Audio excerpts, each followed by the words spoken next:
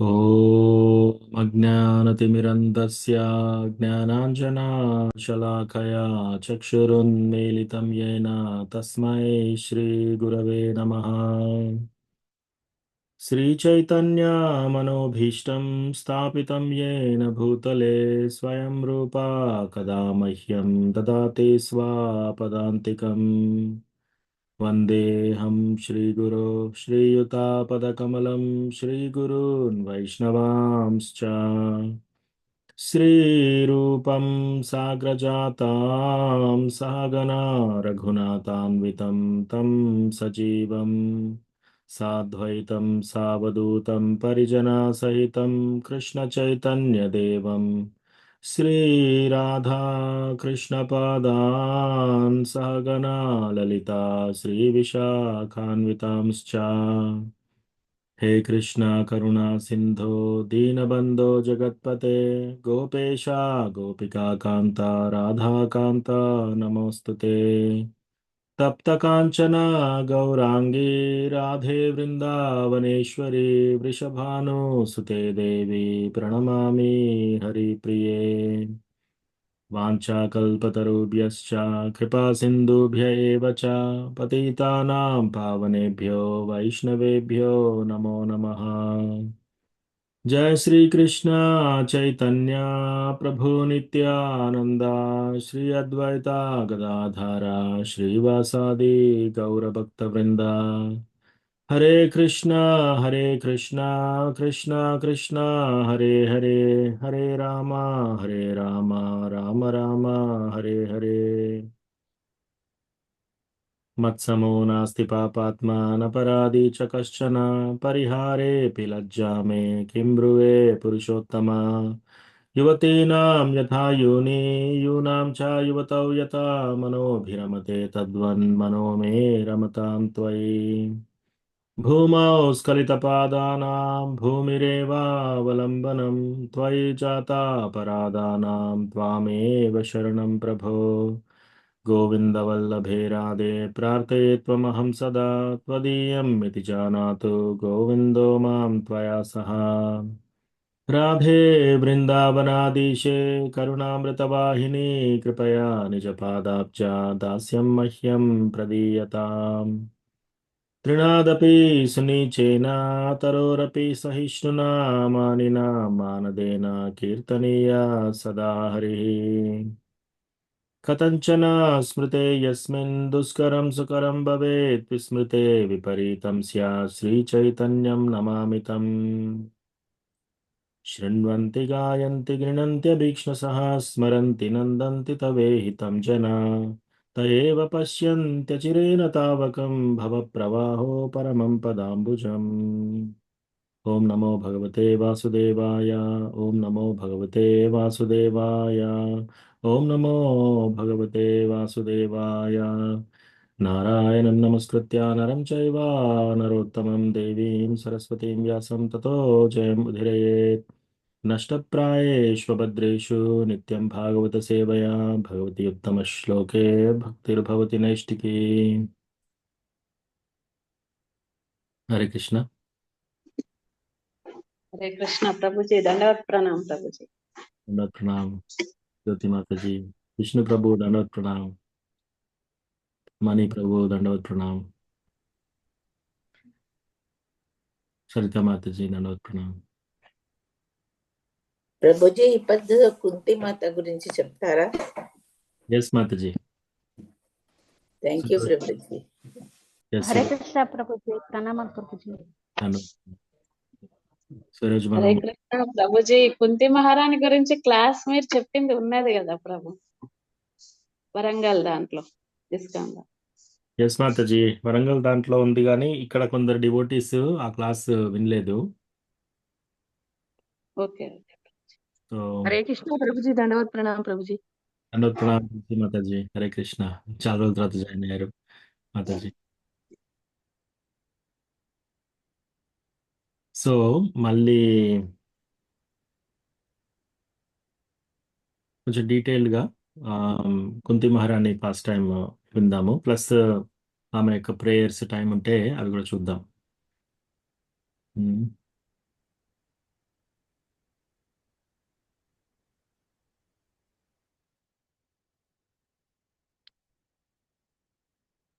So Kunti మహారాణి యాక్చువల్గా మీరు చూస్తే శ్రీమద్ భాగవతంలో ఫస్ట్ ప్రేయర్స్, భాగవతం మొత్తంలో first set of prayers Kunti మహారాణి ప్రేయర్స్తో స్టార్ట్ అవుతాయి.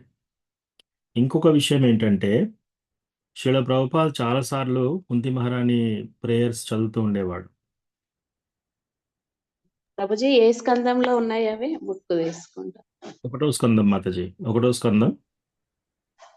యాక్చువల్గా ముందు ఒకసారి ఆ ప్రేయర్స్ రిసైట్ చేసి మనము ఈరోజు క్లాస్ ప్రారంభిద్దాము.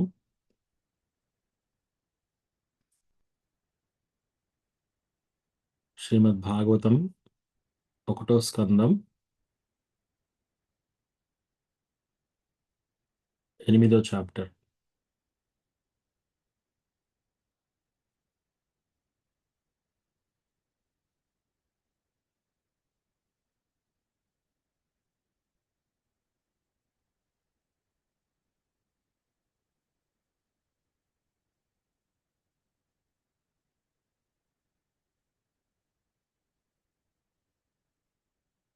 సో ప్రేయర్స్ ఇక్కడ నుంచి స్టార్ట్ అవుతాయి.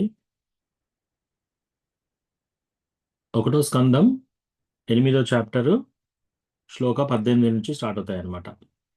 కుంత్యువాచ నమస్యే పురుషం త్వాద్యం ఈశ్వరం ప్రకృతే పరం అలక్ష్యం సర్వభూతానాం అంతర్బహిర్ అవస్థితం మాయాజమనికాచ్ఛన్నం అజ్ఞాదోక్షజమవ్యయం నలక్ష్యసే మూఢదృశా నఠో నాట్యధరో యతా తథా పరమహంసానాం మునీనామమలాత్మనాం భక్తియోగవిధానార్థం కథం పశ్యేమహి స్త్రియः కృష్ణాయ వాసుదేవాయ దేవకీ నందనాయ చ నందగోపకుమారాయ గోవిందాయ నమో నమః.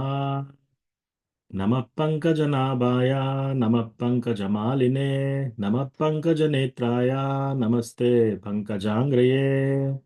యథా హృషీకేశకలేన దేవకీ కంసేన రుద్ధాతి చిరం సుచార్పితా విమోచితాహం చ సహాత్మజా విభో త్వయైవ నాథేన ముహుర్విపద్గనాత్ విశాన్మహాగ్నే పురుషాదదర్శనాత్ సత్సభాయా వనవాసకృచ్ఛ్రతః మృదే మృదేనేకమహారతాశ్రుతో ద్రౌణ్యశ్రుతశ్చాస్మ హరేభిరక్షితా విపదశ్యంతు తాశశ్వ తత్ర తత్ర జగద్గురో భగవతో దర్శనం యత్ స్యాద్ అపునర్భవదర్శనం జన్మైశ్వర్యసుతశ్రీభిరేదమానా మదః పుమాన్ నైవార్హత్య విధాతుం వై త్వామకించన గోచరం నమో కించన విత్తాయ నివృత్త గుణవృత్తయే ఆత్మారామాయ శాంతాయ కైవల్యాపతయే నమః. మన్యే త్వాం కాలమీశానం అనాధినిధనం విభుం సమం చరంతం సర్వత్ర భూతానాం యన్మితః కలిః న వేద కశ్చిద్ భగవంశ్చికీర్షితం తవేహమానస్య నృణాం విడంబనం న యస్య కశ్చిద్ దయితోऽస్తి కర్హిచిద్ వేశ్యశ్చ యస్మిన్ విషమామతిర్నృణాం జన్మ కర్మ చ విశ్వాత్మన్ అజస్యా కర్తురాత్మనః తిర్యన్రేషు తదత్యంత విడంబనం గోప్యా దదే త్వయి కృతాగసిదామతావద్యాతే దశాశ్రు కలిలాంజన సంభ్రమాక్షం వక్త్రం నినీయ భయభావనయా స్థితస్య సా మాం విమోహయతి భీరపి యద్భిభేతి కేచిదాహురజం జాతం పుణ్యశ్లోకస్య కీర్తయే యదప్రియస్యాన్వవాయే మలయస్యేవ చందనం అపరే వాసుదేవస్య దేవక్యాం యాచితోభ్యగాత్ అజస్తం అస్య క్షేమాయ వదాయ చ సురద్విషాం భారావతారణాయాన్యే భువో నావా ఇవో దదౌ సీదంత్యా భూరి భారేణ జాతో హ్యాత్మా భువార్తితః భవేస్మిన్ క్లిశ్యమానానాం అవిద్యా కామకర్మభిః శ్రవణస్మరణార్హాని కరిష్యన్నితి కేచన శృణ్వంతి గాయంతి గృణంత్యభీక్ష్ణసః స్మరంతి నందంతి తవేహితం జనా తయేవ పశ్యంత్యచిరేణ తావకం భవప్రవాహో పరమం పదాంబుజం. అప్యద్యనస్త్వం స్వకృతే హితప్రభో జిహాససి స్విత్సుహృదోనుజీవినః येषां न चान्यद्भवतः पदाम्बुजात् परायणं राजसुयोजितां हसाम् के वयं नामरूपाभ्यां यदुभिः सह पाण्डवा भवतो दर्शनं यर्हि हृषिकानामिवेशितुः नेयं शोभिष्यते तत्र यथादानीं गदाधरा तत्पदैरङ्किता भाति स्वलक्षणा विलक्षितैः इमे जना पदा श्रुद्धा सुपक्ष्वौषधिवीरुडः वनाद्रिनद्युद्वन्वन्तो ह्येदन्ते तव वीक्षितैः अत विश्वेश विश्वात्मन् विश्वमूर्ते स्वकेषु मे स्नेहपाशम् इमं चिन्ति दृढं पाण्डुषु वृष्णुषु त्वयिमेनन्यविषया मतिर्मधुपते सकृत् रतिम् उद्वहता दद्दा गङ्गेवौगम् उदन्वती श्रीकृष्ण कृष्ण सकवृष्णिरसभावनिद्रग्राजन्यवंशदहनानपवर्गवीर्या गोविन्द गोद्विजसुरार्तिहरावतारा योगेश्वराखिल गुरो भगवन्नमस्ते. ఇవి కుంతి మహారాణి ప్రేయర్స్. సో హరే కృష్ణ, విజయ రఘునాథ్ ప్రభు, అమ్మ హరే కృష్ణ, రాధికా మాత. హరే కృష్ణ నాన్న, ప్రణామాలు నాన్న. హరే కృష్ణ. హరే కృష్ణ ప్రభుజీ, ప్రణామాలు. ప్రణామం. సో ఈరోజు మనము కుంతి మహారాణి కథ ప్లస్ ప్రేయర్స్ గురించి డిస్కస్ చేద్దాము. సో కుంతి మహారాణి మథురాలో జన్మించింది.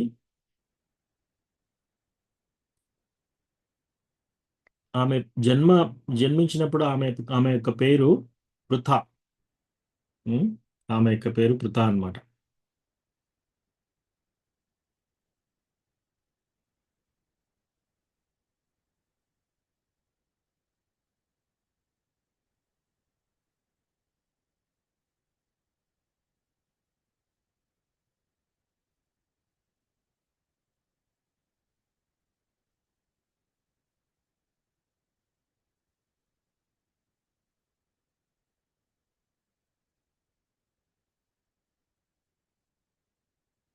సో కుంతి మహారాణి మనకు మూడు రూపాలుగా తెలుస్తుంది అనమాట. ఒకటి రాజమాత కుంతి, తర్వాత క్వీన్ కుంతి అంటే మహారాణి కుంతి, ఆ తర్వాత రాజమాత కుంతి. ఈ మూడు రకాలుగా ఆమె కథ మనకు తెలియజేస్తుంది అనమాట. మీరు ఎంటైర్ మహాభారతం మొత్తం తీసుకున్నా కూడా ఈ ఎంటైర్ మహాభారతంలో కూడా కుంతి మహారాణి పడ్డన్ని కష్టాలు ఇంకెవరూ పడలేదు. మనం పాండవులను చాలా కష్టాలు పడంగా చూసాము, భీష్ముడు చాలా కష్టాలు పడ్డాడు, కానీ కుంతి మహారాణి పడ్డంత కష్టాలు ఇంకెవ్వరూ పడలేదన్నమాట. సో సూరసేన అనే రాజు మథురాలో ఆయనకు 10 మంది కొడుకులు, 5 పుత్రికలు అనమాట. సో దాంట్లో అందరికంటే పెద్ద కూతురు పృథ. అంటే కుంతి మహారాణి మొదటి పేరు పృథ. అందుకే పార్థ అంటారు కదా. పార్థ అంటే పృథ కుమారి కాబట్టి పార్థ అని అర్జునుడికి పేరు వస్తుంది అనమాట. సో అయితే ఆమె పుట్టిన తర్వాత చిన్నప్పుడు 5 సంవత్సరాల పిల్లలాగా ఉంటుంది. ఆ 5 సంవత్సరాల పిల్లప్పుడు ఒకసారి స్నేహితురాలతో బయటికి వెళ్తుంది ఆడుకోవడానికి. ఆ స్నేహితురాలంటే ఈమె అప్పటికి మహారాణి కాలేదు, ఇంకా ప్రిన్స్, యువరాణి. సో 5 సంవత్సరాలప్పుడు ఆ రాజ్యంలో వేరే చెలికత్తెలతో ఆడుకోవడానికి బయటికి వెళ్తుంది చిన్న పాప. అప్పుడు ఇంటికి వచ్చి చూసినప్పుడు వాళ్ళ ఇంకొక ఫ్రెండ్ ఏం చేస్తుందంటే ఆమె చేతిలో ఏదో ఇట్లా ముడుచుకొని ఉంటుంది అనమాట. ఏంటి ఇలా ఉంది అని ఇట్లా తెలిసి చూసే వరకు అక్కడ ఒక పక్షి ఉంటుంది. అయితే ఆ పక్షి ఎవరు? అజాత పక్షి. సో ఇంకా పక్షికి రెక్కలు రాలేదన్నమాట. అయితే కుంతి మహారాణి ఆ పక్షిని తీసుకుంటుంది, ఇంకా వేడిగా ఉంటుంది ఆ పక్షి. సో అప్పుడు కుంతి మహారాణి అడుగుతుంది అనమాట, యాక్చువల్లీ తిడుతుంది, నువ్వెందుకు ఇంత పని చేసావు? వీళ్ళ తల్లి నుంచి నువ్వు ఈ యొక్క పక్షిని ఎందుకు దూరం చేశావు, తల్లి పక్షి నుంచి నువ్వు ఎందుకు దూరం చేశావని ఆ ఆ ఫ్రెండ్ ని కోప్పడుతుంది అనమాట. సో అట్లా లోపలికి పట్టుకొస్తుంది, తండ్రి దగ్గరికి వెళ్తుంది. సో తండ్రి దగ్గరికి వెళ్ళి సూర్యసేనకు చెప్పుదామని వెళ్ళే వరకు అప్పుడు సూర్యసేన ఇంకెవరితోనో ఉంటాడనమాట. ఫస్ట్ టైం ఎవరో కొత్త వ్యక్తి రాజ్యసభకు వచ్చారు. సో మహారాజా ఆయనతో మాట్లాడుతున్నాడు. సో కుంతి మహారాణి అక్కడికి ఇంకా వెళ్ళి ఇంకా మాట్లాడకుండా లోపలికి వెళ్తుంది అనమాట. లోపలికి వెళ్ళినప్పుడు తండ్రి అది గ్రహించేసేసి ఏమైంది అని చెప్పేసి లోపలికి వెళ్ళి అడిగితే ఆమె ఇంకా ఏమీ చెప్పట్లేదు. ఆ, అప్పుడు పక్కన ఉన్న రాజు, ఆయన పేరు కుంతి భోజ్. సో ఆయన సూర్యసేన యొక్క స్నేహితుడు. సో ఆ, ఆయన కూడా అంటాడు, చెప్పు ఏమైంది, నువ్వు ఎందుకు అలా ఉన్నావు, ఆ, మాట్లాడు, ఏమో చెప్పాలనుకుంటున్నావు కదా అని. అప్పుడు ఆ చేయి ఓపెన్ చేసి ఈ పక్షికి తన తల్లి ఈ పక్షికి దూరం అయిపోయింది. సో మీరు రాజు కదా, ఈ రాజ్యానికే కాదు కదా మీరు రాజు, మొత్తం ఆ, అందరికీ మీరు రాజు కదా. సో పక్షులకి, జంతువులకి, ఆ, అన్నిటికీ, చెట్లకి, ఉమ్, మనుషులకి, అందరికీ మీరు రాజు. కాబట్టి ఈ పక్షిని తీసుకెళ్ళి తల్లి పక్షి దగ్గర జతపరచండి. అంటే అప్పటికే రాత్రి అవుతుంది. ఆ, ఇప్పుడు ఇక ఆయన సూర్యసేన అంటాడు అనమాట, ఇప్పటికే రాత్రి అయిపోయింది కదా, నువ్వు ఈరోజు ఈ పక్షిని తీసుకెళ్ళు, నీ బెడ్రూమ్లో పెట్టుకొని పడుకో. రేపు మళ్ళీ భటులందరూ వచ్చిన తర్వాత నేను పంపించేసేసి ఈ పక్షిని తల్లి పక్షి దగ్గరికి పంపిస్తానండి. అప్పుడు ఆమె ఇమ్మీడియట్ గా ఏడుస్తుంటుంది అనమాట, కళ్ళ నుంచి బాగా నీళ్ళు వస్తుంటాయి. ఉమ్, బాగా ఏడుస్తుంటే ఈ కుంతి భోజ్ ఎవరైతే ఫ్రెండ్ గా వచ్చాడో ఆయన అంటాడు అనమాట, సరేరా నేను తీసుకెళ్తాను అని. ఆయన వెళ్తూ ఉంటే అప్పుడు వృతా ఉన్న ఆయన ఇద్దరు వెళ్తుంటే అప్పుడు తండ్రి కూడా వెళ్తాడు, ఎందుకంటే రాజ్యానికి ఆయన అతిథిగా వచ్చాడు కదా. ఆ, సో కుంతి భోజ్, సో అతిథి వెళ్తుంటే ఈయన కూడా వెళ్ళాలని వెళ్తున్నాడు అనమాట. సో వెళ్ళి కుంతి భోజ్ ఏం చేస్తాడు, ఆయనకున్న కండువా తీసుకొని చెట్టు ఎక్కడానికి ఆ, నడుంకు గట్టిగా కట్టుకొని చెట్టు ఎక్కడానికి ప్రయత్నిస్తున్నాడు అనమాట. సో చెట్టు ఎక్కడానికి ప్రయత్నిస్తుంటే నువ్వు ఎక్కకు నేను ఎక్కుతానని చెప్పేసి సూర్యసేన ఆయన చెట్టు ఎక్కేసి ఆ పక్షిని ఆ తల్లి పక్షి దగ్గర పెట్టేసి దిగుతాడు అనమాట. దిగగానే అప్పుడు కుంతి మహారాణి, ఆమె పేరు పృత, ఆమె 5 సంవత్సరాలు ఇంకా అడుగుతుంది అనమాట, నువ్వు నిజంగా అక్కడ పెట్టావా తల్లి పక్షి దగ్గర అంటే, అవునవును, ఇంకా చాలా మంది ఈ పక్షి యొక్క అన్నదమ్ములు ఉన్నారు అక్కడ, అక్క చెల్లెళ్ళు ఉన్నారు, తల్లి కూడా ఉంది. అవన్నీ చెప్పినాక అప్పుడు ఆమె రిలీఫ్ అవుతుంది అనమాట. అంటే 5 సంవత్సరాలప్పుడే ఆమెకు అంత కంపాషన్, అంటే కరుణ. సో ఒక డివోటీకి కావాల్సింది ఏంటి, మెయిన్ థింగ్ కరుణ. ఇతరుల పట్ల కరుణ. సో ఈ గుణం అనేది అది చాలా ఇంపార్టెంట్. సో ఈ హోలీనెస్ రాధానాథ్ స్వామి మహారాజ్ ఏం చెప్తారంటే, మనము డివోటీగా పెరుగుతున్నామా లేదా అనేది మనం ఎలా జడ్జ్ చేసుకోవాలంటే, ఇతరుల పట్ల మన కరుణ పెరుగుతుందా తగ్గుతుందా, రైట్? మన డివోషన్ అంతా దేనికి దారి తీయాలి అంటే, ప్రతి ఒక్క జీవి పట్ల కరుణ అనేది ఏర్పడాలి. సో పృథాకి అది మొదటి నుంచే ఉందన్నమాట. ఇంకోటి యాక్చువల్గా శ్రీల ప్రభుపాద్ పరపోట్లో ఏం రాస్తారంటే, కుంతి మహారాణి ఎవరంటే కృష్ణ భగవాను యొక్క సక్సెస్ పోటెన్సీ. అంటే ఆమ్, ఇప్పుడు కృష్ణ భగవానుడికి చాలా మంది శక్తులు ఉంటారు కదా, అందులో అంతరంగ శక్తి, బహిరంగ శక్తి, తటస్థ శక్తి, లీలా శక్తి, ఆ, కరుణా శక్తి, ఇట్లా చాలా శక్తులలో సక్సెస్ శక్తి అని కూడా ఉంటుంది అనమాట. విజయ శక్తి. సో అది కుంతి మహారాణి అన్నమాట, అలా వచ్చింది. సో అప్పుడు అప్పుడు ఒక నిర్ణయం తీసుకుంటుంది అనమాట, ఓ నా తండ్రి ఇప్పుడు ఈ తల్లి దగ్గర ఈ ఈ ఈ పా ఈ పాప పక్షిని జతపరిచాడు కదా, ఇంకా ఎప్పుడైనా సరే నా తండ్రి చెప్పినట్టు నేను వింటాను అని ఒక శపథం లాగా తీసుకుంటుంది అనమాట. సో అట్లా మళ్ళీ తర్వాత వాళ్ళ ఇంటికి వెళ్తారు. అట్లా అట్లా ఆమె పెరుగుతుంది. ఇప్పుడు ఆమె 13 సంవత్సరాల వయసు వచ్చింది. సో 13 సంవత్సరాల వయసు వచ్చినప్పుడు మళ్ళీ ఒకసారి కుంతి భోజ్ మళ్ళీ వస్తాడు. సో ఇప్పుడు ఈ కుంతి భోజ్ ఇద్దరు కలిసి వేటకు వెళ్తారు. ఇది చాలా ముందు, కుంతి మహారాణి పుట్టక ముందే వీళ్ళిద్దరు స్నేహితులు వేటకు వెళ్ళి వేట అంతా చేసిన తర్వాత ఇంటికి వచ్చిన తర్వాత చాలా బాధపడిపోతుంటాడు అనమాట. ఎవరు, ఈ కుంతి భోజ్. బాధపడి ఏంటి ఎందుకు బాధపడుతున్నావు? ఈరోజు నీకు ఇంకా వేట దొరకలేదు కదా, ఇవాళ దొరకకపోతే ఏంటి, మళ్ళీ మనం రేపు వెళ్దాం వేటకి. ఆ? రేపు మళ్ళీ ఏదైనా ఒకటి మనకు దొరుకుతుంది. ఈ రోజు దొరకలేదని నువ్వు ఎందుకు ఇంత బాధపడుతున్నావు, ఎందుకు ఏడుస్తున్నావు అంటే, లేదు లేదు నేను వేట గురించి ఆలోచించట్లేదు, దాని గురించి కాదు నేను బాధపడేది. నాకు యాక్చువల్లీ పిల్లలు లేరు. రాజ్యం ఉంది కానీ పిల్లలు లేరు. సో ఈ పిల్లలు లేకపోతే నా నా తర్వాత సక్సెసర్ ఎవరు, తర్వాత నా రాజ్యాన్ని ఎవరికి ఇవ్వాలి నేను? ఉం? అందుకని నేను బాధపడుతున్నానంటే, అప్పుడు ఇదంతా ఇంకా పృథా కూడా పుట్టలేదు అప్పుడు. అప్పుడు సూరసేన డిక్లేర్ చేస్తాడనమాట, ఒక మాట ఇస్తాడు.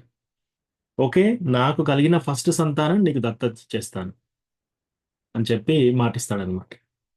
సో కుంతి మహారాణి ఈ పృథా ఎప్పుడైతే 13 సంవత్సరాలు ఎప్పుడు పెరుగుతుందో, అప్పుడు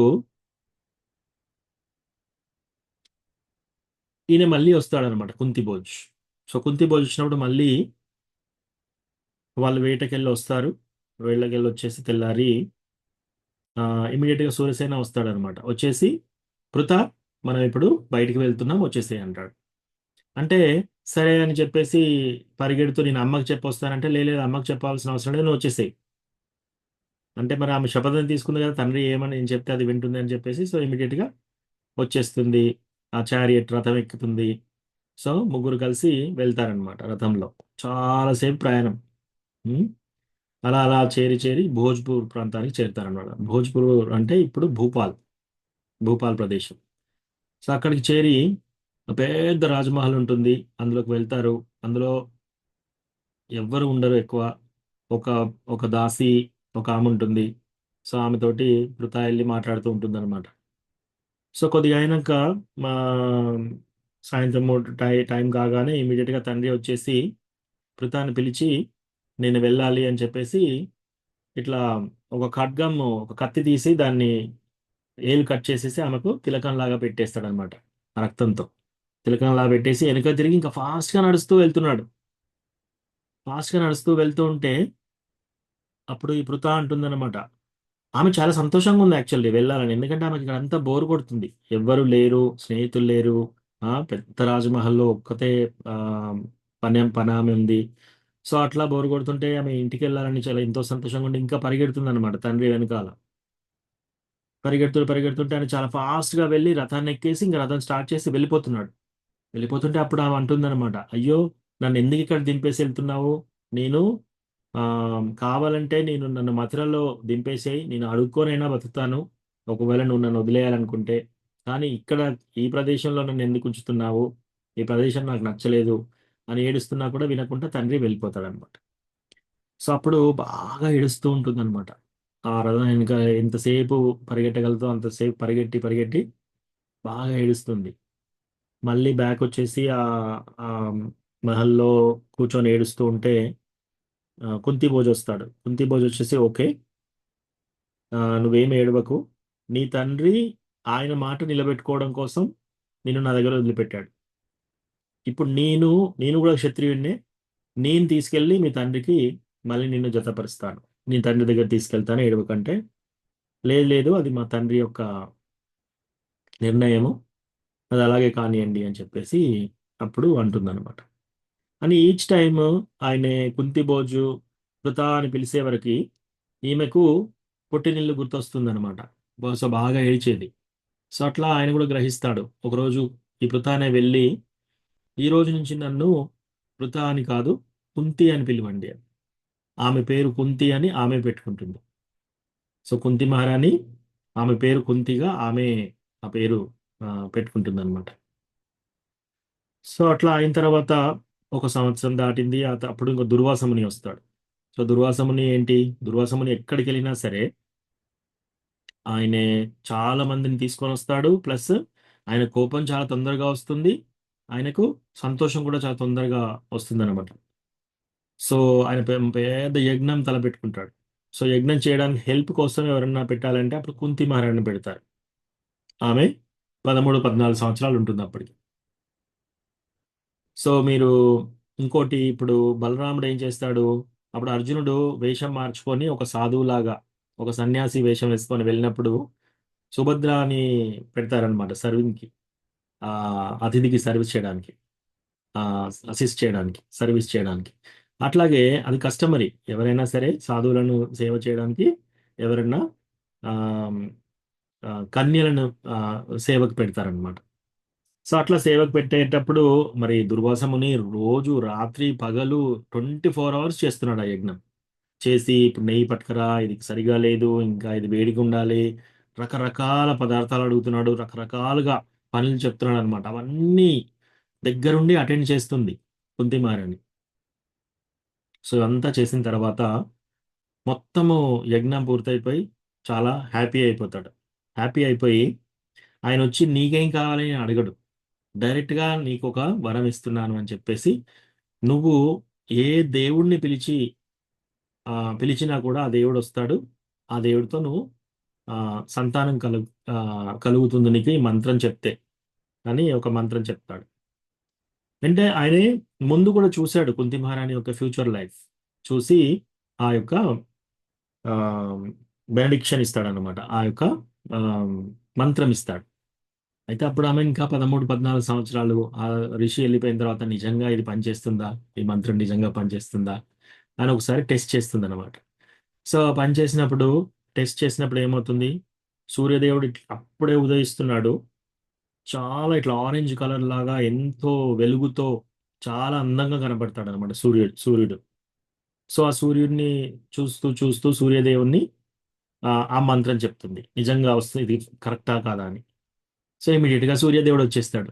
వచ్చేసి ఆ, ఓ నేను మంత్రం టెస్ట్ కోసం ఇట్లా పిలిచాను, నిజంగానే పనిచేస్తుంది అని అంటే, లేదు లేదు, నేను ఇప్పుడు నీకు ఆ, ఒక చైల్డ్ని ఇవ్వాలి, ఒక శిశువుని ఇవ్వాలి నీకు అంటే, ఓ నేను నాకు ఇంకా పెళ్లి కాలేదు, నేను కన్యాను కదా అంటే, నీ నీ కన్యత్వంకు ఏమీ ఆ, ఆ, భంగం వాటిల్లదు, రైట్?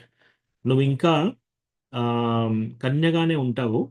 కానీ నన్ను పిలిచావు కాబట్టి నేను నీకు ఇప్పుడు పుత్రుణ్ణి ఇవ్వాలి అంటే, అప్పుడు ఆమె లేదు లేదు, నేను ఇది ఓన్లీ టెస్ట్ చేయడానికి ఇచ్చాను, నాకు ఇట్లా లేదు, ఇప్పుడు ఇప్పుడు నేను ఎట్లా పుత్రుణ్ణి స్వీకరించగలుగుతాను, నేను ఇంకా పెళ్లి కూడా కాలేదు నాకు అట్లా అంటే, సో అప్పుడు సూర్యదేవుడు చెప్తాడనమాట, సో నేను నీ యొక్క కన్యత్వానికి భంగం వాటిల్లకుండా నేను ఈ ఈ ఈ కొడుకుని నీకు ప్రసాదిస్తాను అని చెప్పేసి ఆ ఆ కొడుకును ప్రసాదిస్తాడు.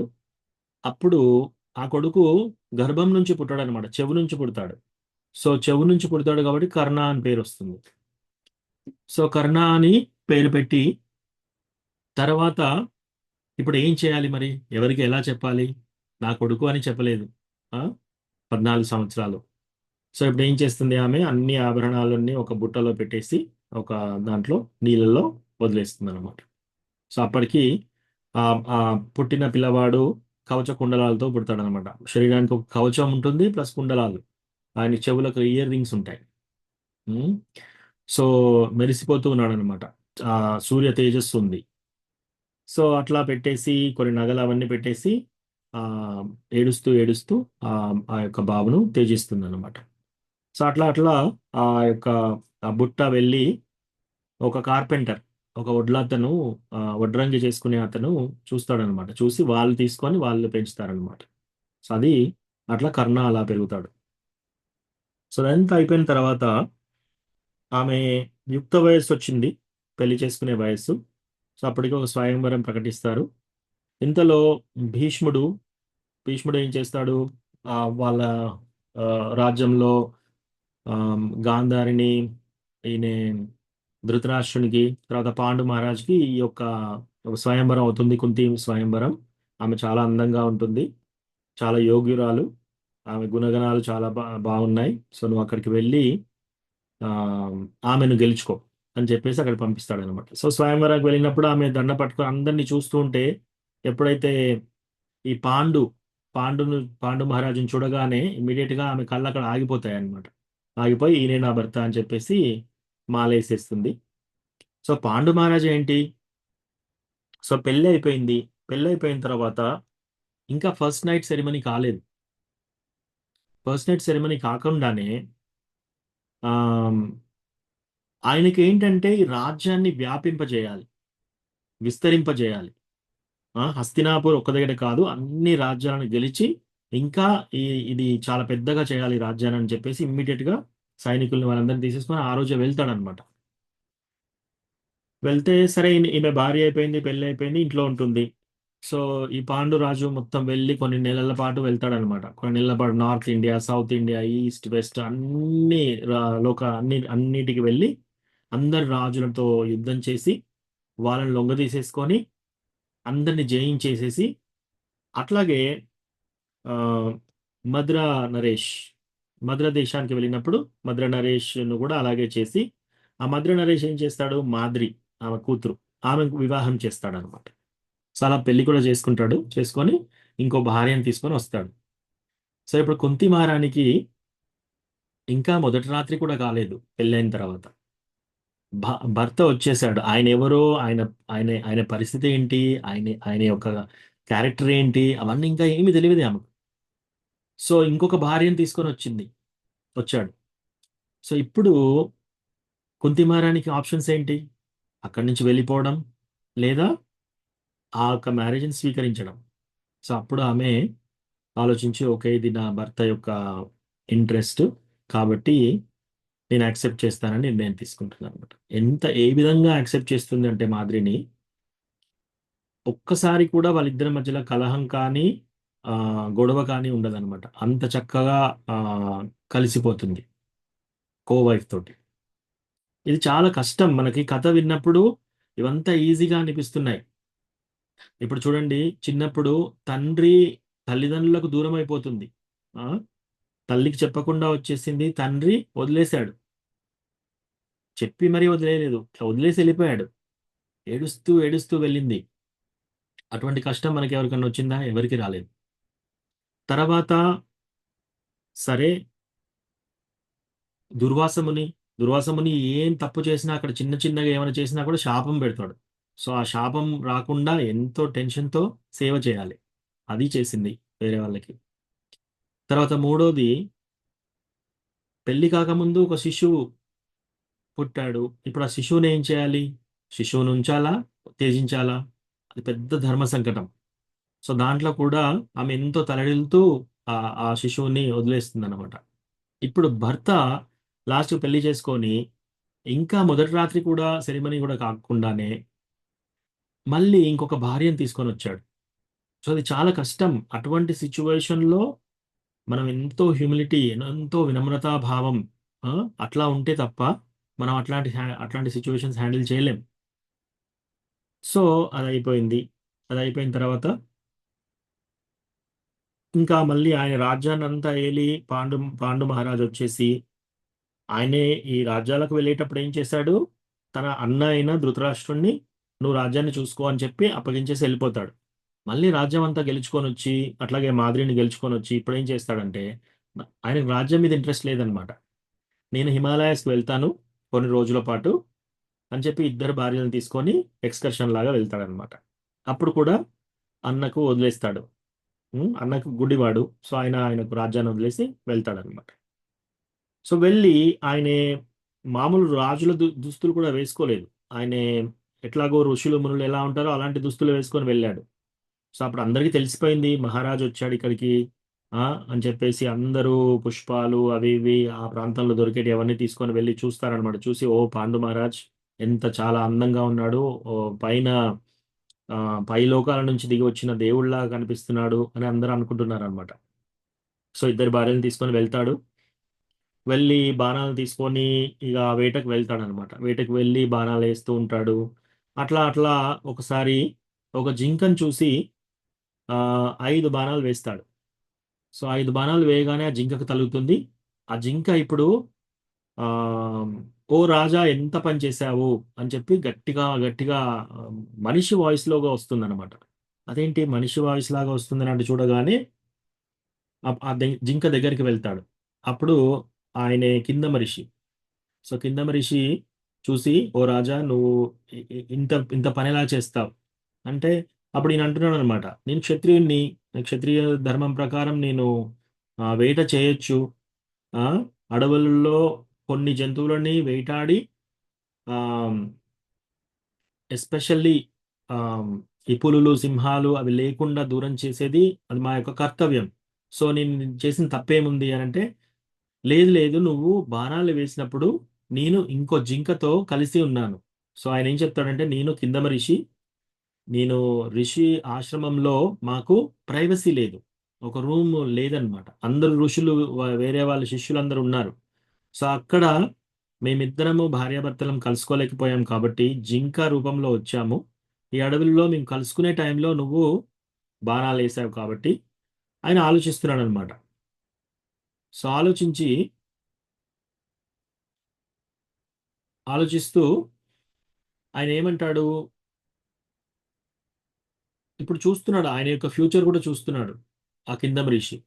శ్రీమద్ భాగవతంలో ఏం చెప్తారంటే, ఎవరైతే బ్రాహ్మణ హత్య చేస్తారో, బ్రాహ్మణుల హత్యని ఎవరైతే చేస్తారో, చంపుతారో, వాళ్ళు ఎటువంటి లోకానికి వెళ్తారు?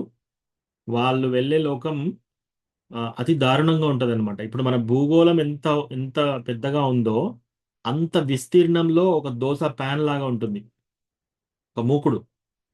దాని కిందంతా మంట పెడతారు, పైన 100,000 సూర్యుల వెలుగు, హీట్ వస్తుందన్నమాట.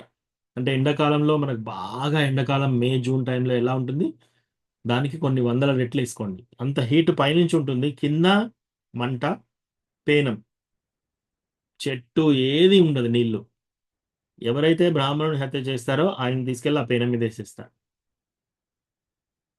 సో జస్ట్ చూడండి, ఇంకా ఆయన ఏం చేస్తాడు, ఎగురుతూ పడుతూ మూర్ఛపోతూ కొద్దిసేపు పడుకొని కొద్దిసేపు నిలబడి అక్కడ ఏం చేయాలి అర్థం కాదనమాట వాళ్ళకి. సో అట్లా కొన్ని సంవత్సరాలు వదిలేస్తారనమాట. అంటే మనం చాలా కేర్ఫుల్గా ఉండాలి. మనం చేసే ప్రతి పనికి రియాక్షన్స్ ఉంటాయి. సో ఇప్పుడు చూడు, ఈయన బాణాలు వేశాడు. ఇప్పుడు ఈయన ఋషి ఆలోచిస్తున్నాడు, అంత పెద్ద పనిష్మెంట్, ఇటువంటి మంచి రాజుకు అంత పెద్ద పనిష్మెంట్ వద్దని చెప్పేసి ఆయన మీద జాలితో శపిస్తాడనమాట. ఎందుకు శపిస్తే ఏమవుతుందంటే, ఈ జన్మలోనే ఆ పాపం తీరిపోతుంది కాబట్టి నువ్వు ఆ నరకలోకానికి వెళ్ళవలసిన అవసరం లేదు. సో ఆయన మీద జాలితో శపిస్తాడనమాట. నేను ఎట్లయితే ఇప్పుడు నా భార్యతో కలిసినప్పుడు నువ్వు బాణాలు వేసి నన్ను చంపుతున్నావో, నువ్వు కూడా ఎవరైనా స్త్రీతో కలిసినప్పుడు నువ్వు ఇమీడియట్గా చనిపోతావు. సో ఇమీడియట్గా ఆయన అంటాడు, అయ్యో నేను ఎంత పని చేశాను, బ్రాహ్మణుని హత్య చేశాను, నేను ఈ రాజ్యానికి ఇప్పుడు యోగ్యుని కాదు, అసలు ఇటువంటి పరిస్థితిలో నేనేం చేయాలని ఆ రాజ్యాన్ని మొత్తం వదిలేసి అన్నకి ఇచ్చేసి నువ్వే చూసుకో రాజ్యాన్ని అని చెప్పేసి అప్పగించేసేసి ఇమీడియట్గా అప్పటికి ఆయనే సన్యాసం తీసుకొని నేను ఇంకా సెలిబసి, అప్పటి నుంచి నేను బ్రహ్మచారిగా ఉంటాను అని చెప్పేసి అడవులకు వెళ్ళి నేను తపస్సు చేసుకుంటానని నిర్ణయం చేసుకుంటాడు. సో అప్పుడు ఇద్దరు భార్యలు వెళ్ళి రిక్వెస్ట్ చేస్తారనమాట, మీరు ఏమైనా చేయండి, మీరు బ్రహ్మచర్యం చేస్తే మేము కూడా బ్రహ్మచారిలానే ఉంటాము, మీకు సేవ చేసుకున్నట్టు మమ్మల్ని కూడా రానివ్వండి అంటే సరే అని ఒప్పుకొని అలా కుంతి మహారాణి మాద్రి ఇద్దరు వెళ్తారనమాట. పెళ్ళైన కొద్ది రోజుల్లో ఇన్సిడెంట్ జరిగింది. అప్పటికి భర్తకి ఇటువంటి శాపం వచ్చింది. సో కుంతి మహారాణి ఎంత ఎంత టెన్షన్ పడి ఉంటుంది, ఎంత బాధపడి ఉంటుంది. సో ఇట్లా జరుగుతుందన్నమాట. అట్లా ఆల్మోస్ట్ 12 సంవత్సరాలు అలా వాళ్ళు అడవుల్లో తిరుగుతూ ఉంటారనమాట. సో ఈ 12 సంవత్సరాల్లో ఈ పాండు మహారాజు అనుకుంటున్నాడు అనమాట, ఎట్లా ఇప్పుడు నాకు సంతానం లేదు, ఈ రాజ్యం పరిస్థితి ఏంటి, నెక్స్ట్ సంతానం కలగాలి కదా అని చెప్పేసి సో భార్య దగ్గరికి వచ్చి చెప్పుకుంటుంటాడు అనమాట. యాక్చువల్లీ నువ్వు క్లిష్టమైన పరిస్థితుల్లో వేరే ఋషుల ద్వారా నువ్వు ఇప్పుడు సంతానం కలగజేసుకోవచ్చు. సో అలా చేస్తే నా సంతానంగానే అది పరిగణిస్తుంది శాస్త్రం ప్రకారం. సో నువ్వు అట్లా మనం ఎవరైనా ఋషిని పిలుద్దాము. ఇంతకుముందు వ్యాసదేవుడు వచ్చేసి మనకు వాళ్ళ తండ్రికి యాక్చువల్ ఎవరు, వ్యాసదేవుడు వచ్చి సంతానం ఇస్తాడనమాట వాళ్ళ తల్లులకి. సో అట్లా అంటే కుంతి మహారాణి ఒప్పుకోదు. సో తర్వాత శాస్త్రంలో ఇంకొక విధంగా ఉంది. ఏంటది, ఇప్పుడు మహారాజా నిమి, మహారాజా నిమి. సో ఆయన చనిపోయినప్పుడు ఏమవుతుంది, ఆయన చనిపోయినా కూడా ఆయన యొక్క చనిపోయిన శరీరం నుంచి మర్దన చేసి సంతానం కలిగిస్తారనమాట. సో అట్లా అంటే అప్పుడు పాండు మహారాజ్ అంటాడు, నేను చనిపోయినాక కూడా ఇంకా సంతానం కలిగించే అంత శక్తి నా దగ్గర లేదు. సో ఇట్లా ఆలోచించి ఆయన దిగులు పడుతుంటే అప్పుడు కుంతి మహారాణి సీక్రెట్ చెప్తుంది అనమాట, నాకు ఇట్లా ఒక వరం ఉంది, ఆ, ఇట్లా నాకు దుర్వాస ముని వరం ప్రకటించారని చెప్పేసి అప్పుడు ఇంకా చాలా సంతోషపడతాడు అనమాట. సంతోషపడి ఓ ఇంకేంటి మనకి ఇప్పుడు ప్రాబ్లం నుంచి బయటపడ్డామని చెప్పేసి. సో మనకి సంతానంలో ఫస్ట్ అన్నిటికంటే ముఖ్యమేంటి ధర్మం. మనం ధర్మంగా ఉంటే గెలుపు ఎప్పుడైనా మనదే ఉంటుంది.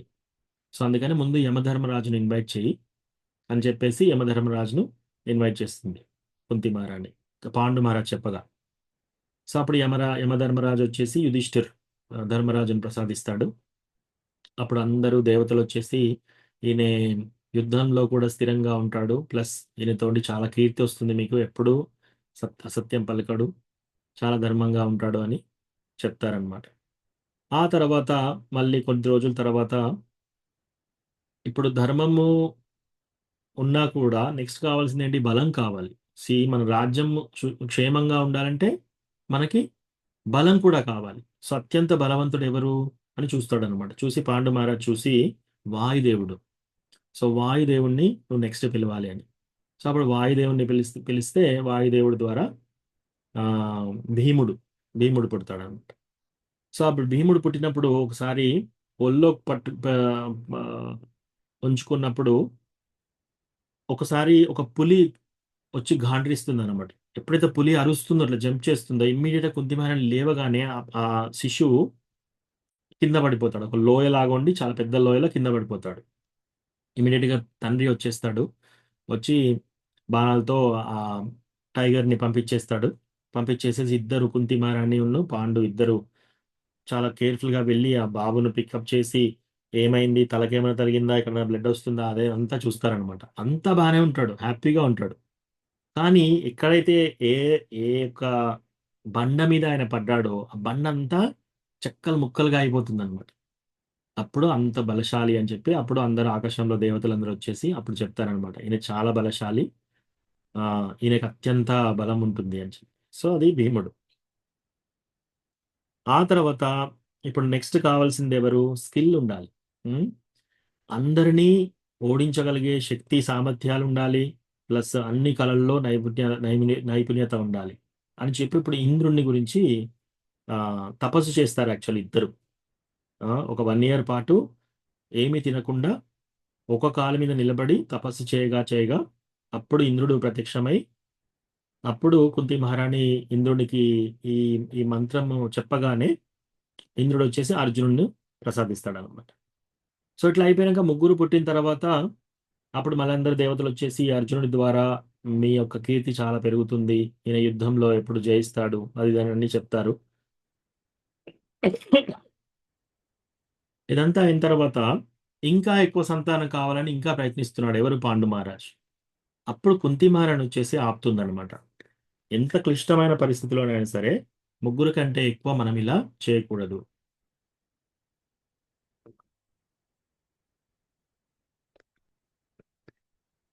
అనగానే అక్కడ ఆపుతాడు. ఆగేసి అప్పటికి గాంధారికి కూడా పిల్లలు పుడతారు 100 మంది. సో ఇవన్నీ అయినాక మాద్రి రెండో భార్య. సో రెండో భార్య ఒకరోజు భర్తతో ఇలా చెప్తుంది, నా అక్క అయిన కుంతికి పిల్లలు పుట్టారు, తర్వాత గాంధారికి పిల్లలు పుట్టారు, నాకే కదా పిల్లలు లేనిది, నువ్వు ఎలాగైనా చేసి ఆ మంత్రాన్ని ఒకసారి, సరే తనేలాగూ వాడలేదు ఇప్పుడు వాడొద్దు అంటుంది కదా, నా కోసం ఒకసారి మంత్రం చెప్పమను, చెప్తే నాకు కూడా పిల్లలు పుడతారు కదా అని. సో అప్పుడు మళ్ళీ వెళ్ళి రిక్వెస్ట్ చేస్తే అప్పుడు కుంతి మహారాణి అగ్రీ చేస్తుంది. అప్పుడు ఆమె ఆలోచిస్తుంది, ఒక్కసారే ఇస్తాను ఈ మంత్రం అన్నప్పుడు ఆమె అశ్విని కుమారుడు, వాళ్ళు ట్విన్స్ అనమాట ఇద్దరు, కవలలు. సో అశ్విని కుమారాస్ను పిలిస్తే వాళ్ళ ద్వారా నకులుడు సహదేవుడు జన్మిస్తారనమాట. సో వీళ్ళందరూ అయిపోయిన తర్వాత 12-13 సంవత్సరాలు అవుతుంది. ఈ 13 సంవత్సరాల తర్వాత ఒకరోజు మాద్రితో ఉంటాడు పాండు మహారాజ్. మాద్రితో ఉండి అప్పటికి ఆయనకు మళ్ళీ కామం ఉద్వేగం పెరుగుతుందన్నమాట. పెరిగి మాద్రిని ఇట్లా కౌగిలించుకున్నప్పుడు మాద్రి ఇమ్మీడియట్లీ వదిలించుకోవడానికి ట్రై చేస్తుంది. ఎందుకంటే ఇప్పుడు కలిసినప్పుడు ఏమవుతుంది, చనిపోతావు. ఆమె ఎంత అన్నా కూడా ఈయన బలం చాలా ఎక్కువ ఉంది కాబట్టి ఆమె ఏం చేయలేకపోతుంది అప్పుడు. సో ఇమ్మీడియట్గా ఆయన ఛాతిలో బాగా నొప్పి వచ్చేసి పడి చనిపోతాడు. సో ఇప్పుడు కుంతి మహారాణి అక్కడ లేదు, ఆ సిచ్యువేషన్లో కుంతి మహారాణి లేదు. రెండో భార్య ఇప్పుడు కుంతి మహారాణికి ప్లస్ మాద్రికి ఇద్దరికి తెలుసు పాండు మహారాజ్ ఎప్పుడైతే స్త్రీలతో కలుస్తాడో అప్పుడు ఇమీడియట్ గా చనిపోతాడని తెలుసు వాళ్ళకి. ఇప్పుడు కుంతి మహారాణికి ఎవిడెన్స్ 100% ఉంది వచ్చి బ్లేమ్ చేయడానికి. నువ్వు ఎలాగా నా భర్తను చంపేశావు, ఇప్పుడు నీకు తెలుసు కదా ఇట్లా దూరంగా ఉండాలని చెప్పి అని 100% రీజన్స్ ఉన్నాయి. మనకి ఎక్కడన్నా ఏదన్నా ప్రాబ్లం జరిగినప్పుడు ఫస్ట్ ఏం చేస్తాం మనం? ఎవరి వల్ల అయింది ప్రాబ్లం? ఇది నా వల్ల కాదు, వీళ్ళ ద్వారా నాకు ఈ ప్రాబ్లం అయింది, ఇతని ద్వారా నాకు ఈ ప్రాబ్లం అయింది, ఈమె ద్వారా నాకు ఈ ప్రాబ్లం అయింది, వీళ్ళు చేయబట్టి నాకు ఈ అన్యాయం జరిగింది. ఫస్ట్ మనం ఏంటంటే బ్లేమ్ చేస్తాం ఎవరినైనా. ఇది న్యాచురల్. కానీ కుంతి మహారాణి చూడండి, ఆమె ఆమె క్యారెక్టర్ చూడండి, ఆమె ఏమీ బ్లేమ్ చేయదన్నమాట. అసలు బ్లేమ్ పక్కకు పెట్టండి. ఇప్పుడు డిస్కషన్ ఎలా ఉంది? ఓకే, పాండు మహారాజ్ చనిపోయాడు, భర్తతోటి నేను వెళ్తాను అని చెప్పి సతీ సహగమన తీసుకుంటానని చెప్పేసి పెద్ద భార్య అయిన కుంతి అంటుందన్నమాట. సో సతీ అంటే ఫోర్స్ఫుల్ గా భర్త మంటలో పంపించరు. భార్యకి భర్త యొక్క వియోగం, భర్త చనిపోయిన తర్వాత అదే పెద్ద మహా అగ్నిలాగా ఉంటుందన్నమాట. ఎప్పుడైతే భర్తకు అంటించిన నిప్పు ద్వారా వాళ్ళు కూడా వెళ్ళిపోతే, భర్త ఏ డెస్టినేషన్కి వెళ్తున్నారో, ఏ లోకాలకు వెళ్తున్నారో అక్కడికి ఈ భార్య కూడా వెళ్తుంది. సో శాస్త్రం ప్రకారం అలా ఉంది అనమాట, వేదిక్ ఇంజెక్షన్. సో ఇప్పుడు అలా వెళ్ళడానికి ఫస్ట్ హక్ ఎవరిది? పెద్ద భార్యకి, కుంతి మహారాణి. సో మాదిరి ఏమంటుంది? లేదు నేను వెళ్తాను, పిల్లల్ని నువ్వు చూసుకో. లేదు నేను వెళ్తాను, పిల్లల్ని నువ్వు చూసుకో అని మా కుంతి అంటుంది, మాదిరి అంటుంది. ఇలా ఇలా ఇద్దరు ఫైట్ చేసుకుంటున్నారు అనమాట. ఇద్దరు వెళ్ళాలంటే పిల్లల్ని ఎవరో ఒకరు చూసుకోవాలి, అంటే ఎవరో ఒకరు ఉండాలి. సో నేను వెళ్తా అని సతీ తీసుకుంటానండి. ఇట్లా ఇట్లా అంటున్నప్పుడు లాస్ట్ మాదిరి ఒక పాయింట్ చెప్తుంది. ఆయన నాతో కలిసినప్పుడు కదా, ఆయన కోరిక తీరకుండా చనిపోయాడు కదా, సో నేను వెళ్తాను, నువ్వు ఇక్కడ ఉండు అనగానే అప్పుడు కుంతి మహారాణి యాక్సెప్ట్ చేసి సరే అని చెప్పేసి అప్పుడు ఆ పిల్లల్ని చూసుకుంటూ ఉంటుందన్నమాట. సో మాదిరి అప్పుడు ఆ ఆ యొక్క భర్తతో ఆ మంటలలో వెళ్ళిపోతుంది. సో ఇప్పుడు ఈ పిల్లల్ని తీసుకొని వచ్చేసి రాజ్యసభకు వస్తుంది. అప్పటికి ఇంకా దుర్యోధనుడు ఇంకా దూషిస్తూ ఉంటాడనమాట, ఎప్పుడు చూసినా వీళ్ళ మీద పగ సాధించాలని చెప్పేసి. సో ఇవన్నీ పిల్లలు పెరుగుతూ ఉన్నారు. ఒకరోజు దుర్యోధనుడు చాలా చాలా ఈవిల్గా, ఎంతో గుట్టుగా ఒకటి ప్లాన్ చేస్తాడు, విషం.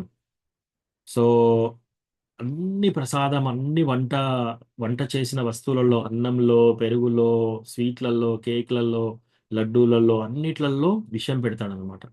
ఆ విషం పెట్టేసి నార్మల్గా ఆ విషము 100 మందిని చంపుతుందన్నమాట. అలా చేసి డిన్నర్కి ఇన్వైట్ చేసి భీముడికి ఆయన చేతితోటి తినిపిస్తాడనమాట దుర్యోధనుడు. సో అలా తినిపించేసినాక తర్వాత ఏం చేస్తాడు? మనం ఆట ఆడుకుందామని చెప్పేసి వాటర్ స్పోర్ట్స్, నీళ్ళలోకి ఆడుకుందామని చెప్పేసి సముద్ర తీరానికి వెళ్తారనమాట. అక్కడికి వెళ్ళి సో పొద్దుగాల తినిపించేసి అక్కడికి వెళ్ళి రోజంతా ఆడుతారనమాట అక్కడ వాటర్లో. ఆ వాటర్లో ఆడినప్పుడు ఏం చేస్తాడు? భీముడు చాలా ఎంతో హైట్ ఉంటాడు, ప్లస్ ఎంతో బలంగా ఉంటాడు. అందరిని ఇట్లా తీసి ఇట్లా ఇట్లా ఇట్లా ఊపి మళ్ళీ నీళ్ళలో వేస్తున్నాడు అనమాట. అందరితో అలా ఆడుకుంటున్నాడు కౌరవులతో. వాళ్ళందరూ ఏంటి, వాళ్ళ నీళ్ళలో పడేయగానే అందరు తడిసిపోతున్నారు. వాళ్ళందరూ ఎవరి దగ్గర రాకపోతే అప్పుడు భీముడు ఎగిరి దాంట్లో పడుతున్నాడు నీళ్ళల్లో. పడినప్పుడు ఆ నీళ్ళన్నీ ఇట్లా చిమ్మి అందరూ తడిసిపోతున్నారు అనమాట. సో అలా ఆటల్లో ఎంజాయ్ చేస్తున్నారు. సో అట్లా పొద్దుటి నుంచి సాయంత్రం వరకు అలా ఆడతారు. ఆడినాక ఇంకా సాయంత్రం పూట అయ్యే వరకు భీముడికి అప్పుడు బాగా నిద్ర వస్తుంది అనమాట, మత్తు పెరుగుతుంది ఈ యొక్క విషంతో. సో దుర్యోధనుడు, దుశ్శాసనుడు ఏం చేస్తాడు? సాయంత్రం కాగానే భీముడు అంటాడు అనమాట, నేను ఇక్కడనే రెస్ట్ తీసుకుంటాను, కొద్దిసేపు ఇక్కడ పడుకుంటానని చెప్పి ఆ ఒడ్డుకు వచ్చేసి నిద్రపోతాడు ఆ విషం మత్తులో. ఇమీడియట్గా ఆయన కాళ్ళు చేతులు తాళ్ళతో కట్టేసి ఆ సముద్రంలోకి నెట్టేస్తారు, నీళ్ళలోకి. సో ఆయన నెట్టేయగానే చూస్తారు అటు ఇటు, పాండవులు ఇంకా మిగతా వాళ్ళు వాళ్ళ దగ్గర లేరు, అంతా చూస్తారు. లాస్ట్కి ఇంకా ఇంటికి వెళ్ళే సమయం అయింది. ఇంటికి వెళ్ళే సమయం అయినాక అందరూ వెళ్తుంటారు, కానీ ఇంకా భీముడు దొరకలేదు. అటు ఇటు ఎంతసేపు చూస్తారు, గంట సేపు చూస్తారు, అయినా కూడా దొరకట్లేడు భీముడు. అప్పుడు దుర్యోధనుడు అంటాడు అనమాట, భీముడు వెళ్ళిపోయాడేమో ఆల్రెడీ, ముందే వెళ్ళిపోయాడేమో, ఆకలి అయిందేమో అని చెప్తే నిజమే అనుకొని అందరు కలిసి ఇంటికి వెళ్తారు. ఇంటికి వెళ్తే కుంతి మహారాణి చూస్తుంది. చూసి భీముడు ఏడి అంటే, భీముడు ఇంకా రాలేదా అని, రాలేదు ఇక్కడ రాలేదు, మీరు ఎంత వెళ్ళి భీముడు లేకుండా ఎలా వస్తారు, మళ్ళీ వెళ్ళి వెతకండి అని చెప్పి అప్పుడు అందరూ వెళ్ళి వెతుకుతారనమాట. మళ్ళీ దొరకడు. అప్పుడు కుంతి మహారాణి కూడా వెళ్తుంది. సో అట్లా అందరూ వెళ్ళి వెతుకుతూ ఉంటారనమాట. సో వెతుకుతూ ఉంటే ఎంత వెతికినా దొరకరు. ఆ రోజంతా నైట్ వస్తారు, నైట్ అంతా వెతుకుతారు, తెల్లారి ఒక రోజు 2 రోజులు 3 రోజులు అలా వెతుకుతూనే ఉంటారు. కుంతి మహారాణి ఏడుస్తుంది కొడుకు గురించి.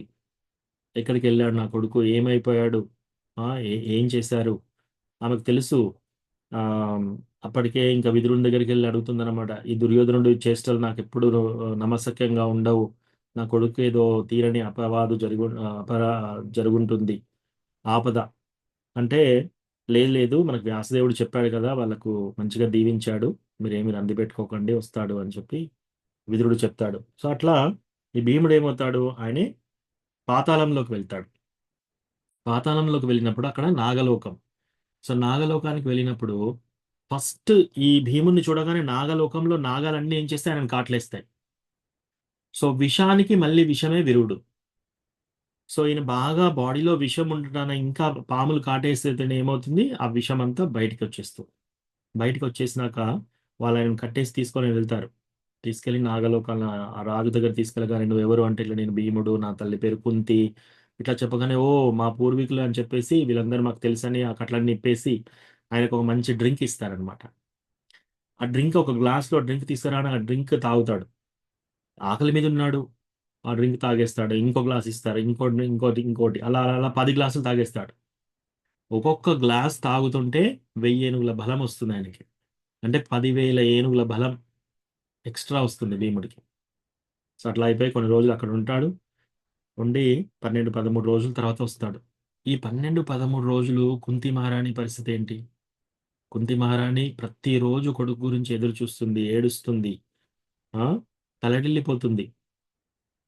భర్త చనిపోయాడు, తర్వాత పిల్లల్ని చూసుకొని ఉంటే ఆ, పిల్లవాడు కూడా దూరం అయ్యాడు, ఎంత టెన్షన్ పడి ఉంటుంది. సో లాస్ట్కి మళ్ళీ భీముడు రాగానే అందరూ హ్యాపీగా కౌగిలించేసుకొని అట్లా ఉంటారు. మళ్ళీ కొద్ది రోజుల్లోనే వాళ్ళనందరినీ చంపేయాలి ఈసారి అని చెప్పేసి, వాళ్ళని ఎక్స్కర్షన్ పంపిద్దాము అని చెప్పేసి వాళ్ళందరినీ ఒక వేరే వారణావట్ అనే స్థలానికి పంపిస్తారు. అక్కడ వాళ్ళ కోసము ఎప్పుడైనా రాజులు కాబట్టి వాళ్ళు ఎక్కడికన్నా ఎక్స్కర్షన్ వెళ్ళినప్పుడు అక్కడ ఒక ఒక సభ నిర్మిస్తారు వాళ్ళు వెళ్ళేటప్పుడు. సో అట్లా వెళ్ళినప్పుడు వీళ్ళు వెళ్ళేటప్పుడు వాళ్ళకు లక్కతో చేయబడిన గృహం ఒకటి తయారు చేసి అక్కడ పెడతారనమాట. అయితే వాళ్ళు వెళ్ళేటప్పుడు విదురుడు చెప్తాడనమాట. విదురుడికి ఈ విషయం అర్థమైపోయి ఒక బోయవాడి లాంగ్వేజ్లో, క్రిప్టిక్ లాంగ్వేజ్లో చెప్తాడనమాట. మంటలో నుంచి బయటపడాలంటే ఎలుక ఏం చేస్తుంది, స్వరంగ మార్గం నుంచి వెళ్తుంది అని.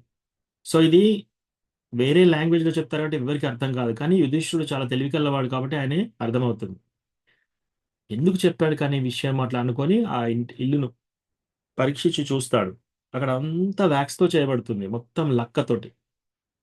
పెద్ద పెద్ద కుండల్లో నెయ్యి, నూనె, ఇటువంటి అన్ని రకాల ఇట్లా అగ్గిపుల్ల గీకగానే మొత్తం మండిపోయేలాగా అన్ని పెడతారనమాట.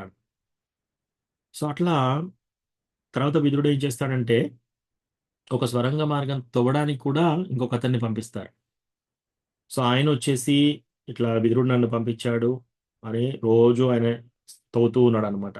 వీళ్ళు రోజు బయటికి వెళ్తున్నారు, వస్తున్నారు, ఎక్కడి నుంచి వెళ్తే స్వరంగ మార్గం ఎక్కడికి తీయాలి అని చెప్పి. సో ఆ ఊరు మొత్తం నుంచి ఒక స్వరంగ మార్గం తీసి అడవిలోకి తీస్తారు. సో ఇదంతా ఒక 1 ఇయర్ పడుతుంది. అంటే 1 ఇయర్ వరకు వాళ్ళకి తెలుసు, కుంతి మహారాణికి తెలుసు, 4 పిల్లలు, 5 పిల్లలు ఆమె. వాళ్ళు ఏ క్షణమైనా కూడా మంటల్లో చనిపోయే అవకాశం ఉంది అని ఆమెకు తెలుసు. మనం ఆ పొజిషన్లో ఉంటే ఎవరైనా నిద్రపోగలుగుతారా? ఎస్పెషల్లీ మీ పిల్లల్ని అటువంటి కండిషన్లో ఎప్పుడైనా చంపగలుగుతారు, ఎప్పుడైనా మంటల్లో కాలిపోతారని తెలిసి ఆ గృహంలో మీరెవరైనా నిద్రపోగలుగుతారా? సో కుంతి మహారాణి 1 ఇయర్ అలా ఉన్నారు. సో లాస్ట్కి ఒకరోజు ఆ నిప్పు అంటించినాక ఆ స్వరంగ మార్గం నుంచి వెళ్తారు. అందరూ బాగా అలసిపోతారనమాట. అలసిపోయి ఇంకా వాళ్ళకు నడిచే ఓపిక లేదు ఎవరికి. యుధిష్ఠుడికి, అర్జునుడికి, నకులుడికి, సహదేవుడికి ఎవ్వరికీ ఓపిక లేదు. ఇంకా తల్లికి ఆయనతో ఓపిక లేదు కుంతి మహారాణి. ఎందుకు సంవత్సరం పాటు రెస్ట్ లేదు వాళ్ళకి. సో ఇప్పుడు వాళ్ళు అలా వెళ్తుంటే భీముడు అంటాడు అనమాట, ఇలా చేతులు చాపేసి ఇక్కడ ఎక్కండి అని ఇద్దరు అన్నల్ని ఇక్కడ కూర్చోబెడతాడు. ఇంకో ఇద్దరు తమ్ములను ఇక్కడ కూర్చోబెట్టేసి తల్లిని మెడ మీద కూర్చోబెట్టుకొని ఫాస్ట్ గా ఉరుకుతుంటాడు అనమాట, పరిగెడుతూ ఉంటాడు. ఆయన పరిగెట్టేటప్పుడు ఎట్లుంది అంట, సుడిగాలి వచ్చినట్టుంది. మిగతా జంతువులన్నీ అక్కడ హడలిపోతాయి అన్నమాట. సో అట్లా వెళ్ళి తీసుకెళ్తాడు దూర ప్రదేశానికి. అక్కడ పడుకొని ఉంటారు అందరూ పడుకున్న తర్వాత అక్కడ హిడింబి అనే ఒక రాక్షసుడు ఉండేవాడు అనమాట. హిడింబి అన్నా చెల్లె. వీళ్ళేంటి, అక్కడ పోయి ఎవరైనా మనుషుల్ని చూస్తే వాళ్ళని తినేసి చంపి తినేయడం అనమాట వాళ్ళ యొక్క పని. ఇప్పుడు 5 దొరికారు. ఇందులో అందరూ నిద్రిస్తున్నారు, ఒక్కతను కాపలా కాస్తున్నాడు, భీముడు. సో ఇప్పుడు ఈమె చెల్లె హిడింబి వెళ్ళి చూసి ఒక్కసారి తింటే ఒకరోజు ఎంజాయ్ చేయొచ్చు ఇతన్ని తింటే, కానీ నేను ఎంత అందంగా ఉన్నాడు, ఎంతో బలంగా ఉన్నాడు, ఈయన నేను పెళ్లి చేసుకుంటే నేను చాలా సుఖపడతాను అని చెప్పేసి ఆమె వెళ్ళి చెప్తుంది సీక్రెట్. మా అన్న వచ్చేసి మిమ్మల్ని అందరినీ తినడానికి ప్రయత్నిస్తున్నాడు, కానీ నాకు నిన్ను పెళ్లి చేసుకోవాలని ఉంది అని. సో అప్పుడు భీముడు వీళ్ళందరినీ ఎవరైనా డిస్టర్బ్ చేయకుండా సరే అక్కడికి రమ్మని మీ అన్నని అని చెప్పేసి దూరం తీసుకెళ్ళి అక్కడ హిడింబాతో ఫైట్ చేస్తున్నాడు అనమాట. సో వాళ్ళిద్దరి ఫైట్ ఎలా ఉంది, హిడింబా అంటే ఎవరు, మనుషులు తినే రాక్షసుడు. సో ఆ రాక్షసుతో ఫైట్ చేస్తున్నాడు. ఫైట్ చేస్తూ చేస్తూ చేస్తూ పొద్దుటి నుంచి సాయంత్రం వరకు వీళ్ళందరూ పడుకొని ఉన్నారు.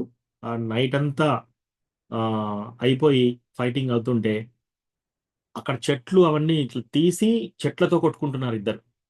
సో అక్కడ కొన్ని ఎకరాలు సాఫ్ అయిపోయాయి అన్ని. అంత పెద్ద ఫైట్ అన్నమాట. సో లాస్ట్కి అర్జునుడు వచ్చి చూస్తూ, భీమన్న నువ్వు కొంచెం అలసిపోయినట్టున్నావు, నువ్వు వెళ్ళి అమ్మని చూసుకో, వాళ్ళందరూ పడుకొని ఉన్నారు, నేను ఫినిష్ చేస్తాను ఇతని, నువ్వు వెళ్ళిపోవాలంటాడు. అంటే కొంచెం ఆయన రెచ్చగొడుతున్నాడు అనమాట. నువ్వేం మరిగాకు అర్జున, నేను ఇప్పుడు వీడిని ఫినిష్ చేస్తానని చెప్పేసి అప్పుడు చెప్తాడు, ఇంకా నెక్స్ట్ నైట్ వరకు ఉండకు, ఎందుకంటే రాక్షసులకు నైట్ ఎక్కువ బలం ఉంటుంది అని. అప్పుడు ఆ రాక్షసుని ఇలా ఇలా ఇలా 100 సార్లు తిప్పి బండకి ఇట్లా నేలకేసి కొడతాడు అనమాట. కొడితే ఎలా అవుతుంది, ఒక పెద్ద డ్రమ్, మన పెద్ద మృదంగా ఇట్లా ఢామ్ అని కొట్టినట్టు ఎట్లా ఉంటుందో అట్లా వస్తుంది శబ్దం. అప్పుడు సగం చచ్చిపోతాడు ఆ రాక్షసుడు. మళ్ళీ లేపి ఒక సాల్ ట్రీ అని ఉంటుంది, ఒక వృక్షం, ఆ వృక్షానికి వేసి కొడితే ఆ వృక్షం రెండుగా ఇలా చీరుకుపోతుంది. అప్పుడు ఆ రాక్షసుడు చచ్చిపోతాడు అనమాట, హిడింబి రాక్షసుడు. సో అప్పుడు అంటే మళ్ళీ నిద్ర లేచిన తల్లి పరిస్థితి ఎలా ఉందో చూడండి. అక్కడ ఇల్లు కాలిపోతుంది, ఇక్కడికి వచ్చామంటే ఇక్కడ ఒక రాక్షసుడితో గొడవ, ఇంకా ఎంతమంది రాక్షసులు ఉన్నారు, నాకు నా పిల్లలకి ఇప్పుడు రక్షణ ఉందా అనే టెన్షన్ ఉంటుంది కదా. సో అట్లా అట్లా అట్లా అయిన తర్వాత సరే వీళ్ళు మళ్ళీ అందులోకి వెళ్ళి అక్కడ ద్రౌపది స్వయంవరానికి వెళ్తారు. ఆ ద్రౌపది స్వయంవరంలో ద్రౌపదిని గెలుచుకొని తీసుకొని వచ్చినాక ఒకసారి ఏం చెప్తారంటే, మేము భిక్ష తీసుకొచ్చామా అని చెప్పగానే తల్లి ఏమంటుంది, 5 పంచుకోండి అంటుంది. కేవలం కుంతి మహారాణి నోటి నుంచి ఆ వాక్కు వచ్చింది కాబట్టి, కుంతి మహారాణి ఎంత గొప్ప భక్తురాలంటే ఆమె నోట్లో నుంచి ఏదైనా మాట వచ్చింది అంటే అది చేస్తారు ఎవరైనా, అంత పేరు ప్రఖ్యాతలు ఉంది ఆమెకి. సో ఇప్పుడు అందరూ పెద్ద నిర్ణయం అక్కడ, ఇప్పుడు అందరూ పంచుకోవాలన్నారు కదా ఎలా అని చెప్పేసి. అప్పుడు మళ్ళీ యుధిష్ఠిరుని అడుగుతుంది ధర్మరాజుని, అంటే ఇంతకుముందు ఎవరన్నా అలా చేశారా అంటే, ఎస్, శాస్త్రం ప్రకారం ఇంతకుముందు ఇలా చేశారు. ఎవరు, ప్రచేతాస్ అందరు కలిసి కూడా సోమ కూతురు అయినటువంటి ఆమెని మరీసా, ఆమెను అందరూ కలిసి పెళ్లి చేసుకుంటారు, ఇది శాస్త్రయుక్తమే అని చెప్తే అప్పుడు అలాగా వాళ్ళు వివాహం చేసుకుంటారు. ఆ తర్వాత మళ్ళీ రాజ్యానికి వెళ్ళిన తర్వాత మళ్ళీ అక్కడ ఆ సభలో ద్రౌపది వస్త్రాపరణ. సో ఆ విషయము తెలిసిన తర్వాత తల్లిగా ఆమె ఎంత వేదన పడి ఉంటుంది చెప్పండి. ఫస్ట్ ఆఫ్ ఆల్ అటువంటి సంఘటన జరగడమే చాలా ఘోరమైన సంఘటన. అందులో ఆ సంఘటన తన కోడలికి జరుగుతుంది, తన పిల్లలకి, తన కోడలికి జరుగుతుంది అంటే అందరికంటే ఎక్కువ విపత్తు ఎవరికి ఉంటుంది? కుంతి మహారాణికి.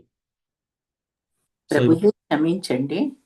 ఎస్ మరి. ప్రభుజీ వాళ్ళు కౌరవులు పాండవులు దీనికి వెళ్ళినప్పుడు అజ్ఞాతం మళ్ళీ దీనికి అరణ్యవాసం వెళ్ళినప్పుడు కుంతి మహారాణి వాళ్ళతో ఉండదు కదా. ఫస్ట్ ఉంటుంది మాతాజీ, రెండోసారి ఉండదు. అప్పుడు ఆవిడ ఎక్కడ ఉంటుంది? విదురుడి దగ్గర ఉంటుంది. వీళ్ళతో ఉండదు. మాద్రి వాళ్ళ రాజ్యంలో ఉండదు ఆవిడ. ఉండదు. ధృతరాష్ట్రుడు మాద్రితో ఉండదు, విదురుడితో ఉంటుంది ఆవిడ. విదురుడితో ఉంటుంది. ఎస్. అదే అడుగుతాము అనేసి అడిగాను. Thank you Prabhuji. సో అట్లా అవంతా అయిపోయిన తర్వాత మళ్ళీ ద్రౌపది వస్త్రాపహరణ, ఆ సంఘటన తర్వాత మళ్ళీ జూదం ఎలా ఆడతారు అది కూడా మోసం చేసి వాళ్ళ రాజ్యం నుంచి వాళ్ళను వెళ్ళగొడతారనమాట.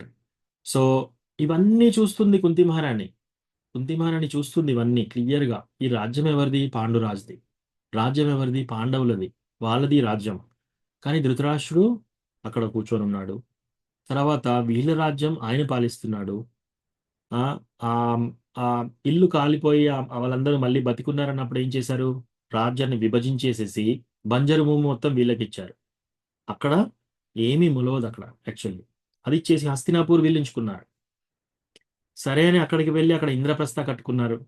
కృష్ణ భగవానుడి కృపతో అందరితో మళ్ళీ బాగా కష్టపడి అక్కడ చేసేసుకుంటే, ఆ సభకు వచ్చేసి రాజసూయ యజ్ఞానికి వచ్చినప్పుడు అవన్నీ చూసి మళ్ళీ బాగా అసూయ చెంది ఈసారి వాళ్ళని రాజ్యం నుంచే వెళ్ళగొట్టాలని చెప్పేసి ఈ జూదం ఆడడము, తర్వాత ద్రౌపది వస్త్రాభరణ చేయడము, తర్వాత వాళ్ళను అడవులకి పంపించేస్తారు.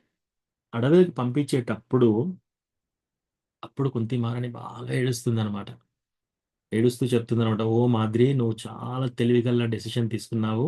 నేను ఎందుకు బతికున్నానో నాకు అర్థం కావట్లేదు. నేను అసలు అప్పుడు నేను వెళ్ళాల్సి ఉండే, నేను ఒప్పుకున్నాను. కానీ ఇటువంటి పరిస్థితి వస్తుంది, ఇటువంటి విషయాలు చూస్తానని నాకు ముందే తెలిస్తే నేను డెఫినెట్గా బతికి ఉండేది కాదు అని చెప్పేసి చాలా దుఃఖపడుతుంది. సో అప్పుడు వీళ్ళు అడవుల్లోకి వెళ్ళేటప్పుడు పాండవులు, ఎస్పెషల్లీ ధర్మరాజు వచ్చేసి చెప్తాడనమాట, నువ్వు ఇప్పుడు చాలా ఓల్డ్ అయిపోయావు, నువ్వు అడవుల్లోకి నువ్వు ఇప్పుడు వద్దు, మేము వెళ్తాము, నువ్వు ఇక్కడే ఉండు అని చెప్పి. సో అప్పుడు వచ్చేసి సహదేవుడి గురించి చెప్తుందనమాట. అంటే ఆమె తల్లిగా ఉన్నా కూడా ఆ వ్యత్యాసం లేకుండా పెంచింది 5గురిని. సో ఇప్పుడు ఆమె వచ్చేసి ఓకే, వీళ్ళు ధర్మరాజు కదా, జూదమాడింది, సో ఆయనని వెళ్ళనివ్వండి అని అందరూ ఉండమనిలే. సహదేవుడు అందరికంటే చిన్నవాడు, ఆయన ఇక్కడ ఉంచండి అని చెప్తే లేదు మేము అందరము కలిసి వెళ్తామని వాళ్ళ నిర్ణయం తీసుకుంటే, అప్పుడు ద్రౌపదితో చెప్తుంది అనమాట, నువ్వు సహదేవుడితో ఎక్కువ శ్రద్ధ చూపించు అడవిలోకి వెళ్ళినప్పుడు అని చెప్పి ఆగిపోతుంది ఏడుస్తూ.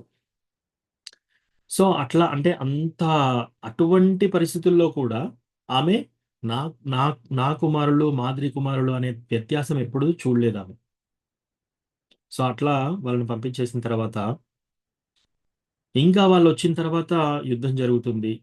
ఇప్పుడు ఆమెకు అర్థమైపోయింది, ఇప్పటికి కుంతి మహారాణికి ఇప్పుడు యుద్ధం ఎలాగో జరుగుతుంది, నా యొక్క కొడుకు అయిన కర్ణుడికి ఆయన యొక్క జీవిత రహస్యం తెలియాలి, లేకపోతే జీవిత రహస్యం తెలియకుండా తన తల్లి ఎవరో తెలియకుండా చనిపోతాడు అని చెప్పేసి ఆ రహస్యం చెప్పడం కోసం అక్కడికి వెళ్తుంది. వెళ్ళి కర్ణుడికి ఈ విషయం చెప్తుందన్నమాట, నేను నీ తల్లిని అని. అప్పుడు కర్ణుడు ఇమీడియట్ ఇంకా వెరిఫికేషన్ చేయవలసిన అవసరం లేదు, ఎందుకంటే కుంతి మహారాణి క్యారెక్టర్ అటువంటిది కాబట్టి ఆయన ఇమీడియట్గా అగ్రీ చేస్తాడు అని బ్రతిమలాడుతుంది, నువ్వు వచ్చేసి పాండవుల సైడ్ జాయిన్ కావాలి. అయినా ఆయన వినడు, లేదు దుర్యోధనుడు నా మీద చాలా పెట్టుకున్నాడు, నేను ఆయన సైడే ఉంటానని. సో అట్లా ఇప్పుడు తల్లిగా ఆమె చూస్తుంది కదా, ఇద్దరు 2 సైడ్లు, ఈయన కొడుకే వాళ్ళు కొడుకులే, యుద్ధం జరుగుతుంది కంపల్సరీ. వాళ్ళు తెలియకుండా ఈయన చంపేస్తారు, ఈయన చనిపోతారని తెలుసు, ఎందుకంటే కృష్ణ అక్కడ ఉన్నాడు. సో వాళ్ళ విజయం కంపల్సరీ గ్యారంటీ అని తెలుసు ఆమెకి. కృష్ణ ఈ వచ్చేసి ఈ సభలో మీడియేట్ చేయడానికి ట్రై చేస్తాడు. కానీ వాళ్ళెవరు ఒప్పుకోరు. ఒప్పుకోకపోతే ఆ తర్వాత మళ్ళీ వెళ్తూ వెళ్తూ కుంతి మహారాణి దగ్గరికి వెళ్తే, నాకు యుధిష్ఠిరుడు చాలా చాలా వినమ్రత భావం కలిగిన వాడు, ఎంతో కరుణ హృదయుడు. ఇదంతా అయినాక కూడా ఇంకా యుద్ధం వద్దు అంటాడేమో, కానీ ఆయనకు నచ్చ చెప్పండి అని చెప్పి కృష్ణుని వేడుకుంటుంది అనమాట. సో అట్లా అవన్నీ అయిన తర్వాత యుద్ధమంతా అయిపోతుంది. యుద్ధమంతా అయిపోయిన తర్వాత తన భర్త చనిపోయాడు. తన ఆ యుద్ధంలో 13వ రోజు తన యొక్క మనవడు చనిపోతాడు. అర్జునుడి యొక్క కొడుకు అభిమన్యుడు, కుంతి మహారాణి యొక్క మనవడు. ఆ తర్వాత యుద్ధం అంతా అయిపోయిన తర్వాత వీళ్ళ రాజ్యం వీళ్ళకి వచ్చేసింది అని అనుకున్న అంతలోనే మళ్ళీ ద్రోణాచార్యుని యొక్క కొడుకు ఏం చేస్తాడు? అశ్వత్థామ ఆయన బ్రహ్మాస్త్రాన్ని ఉత్తర గర్భానికి పంపిస్తాడు అనమాట. అంటే పాండవుల ఇంకా పిల్లలు కూడా చనిపోవాలని చెప్పేసి. అప్పుడు ఆ ఉత్తర చాలా ఏడుస్తూ, ఓ కృష్ణ కృష్ణ మహాబాహో నన్ను రక్షించండి అని చెప్పి ఆమె ప్రేయర్ చేసినప్పుడు కృష్ణ వెళ్ళి డిఫ్యూజ్ చేస్తాడు, అక్కడ రక్షిస్తాడు పరీక్షిత్ మహారాజుని.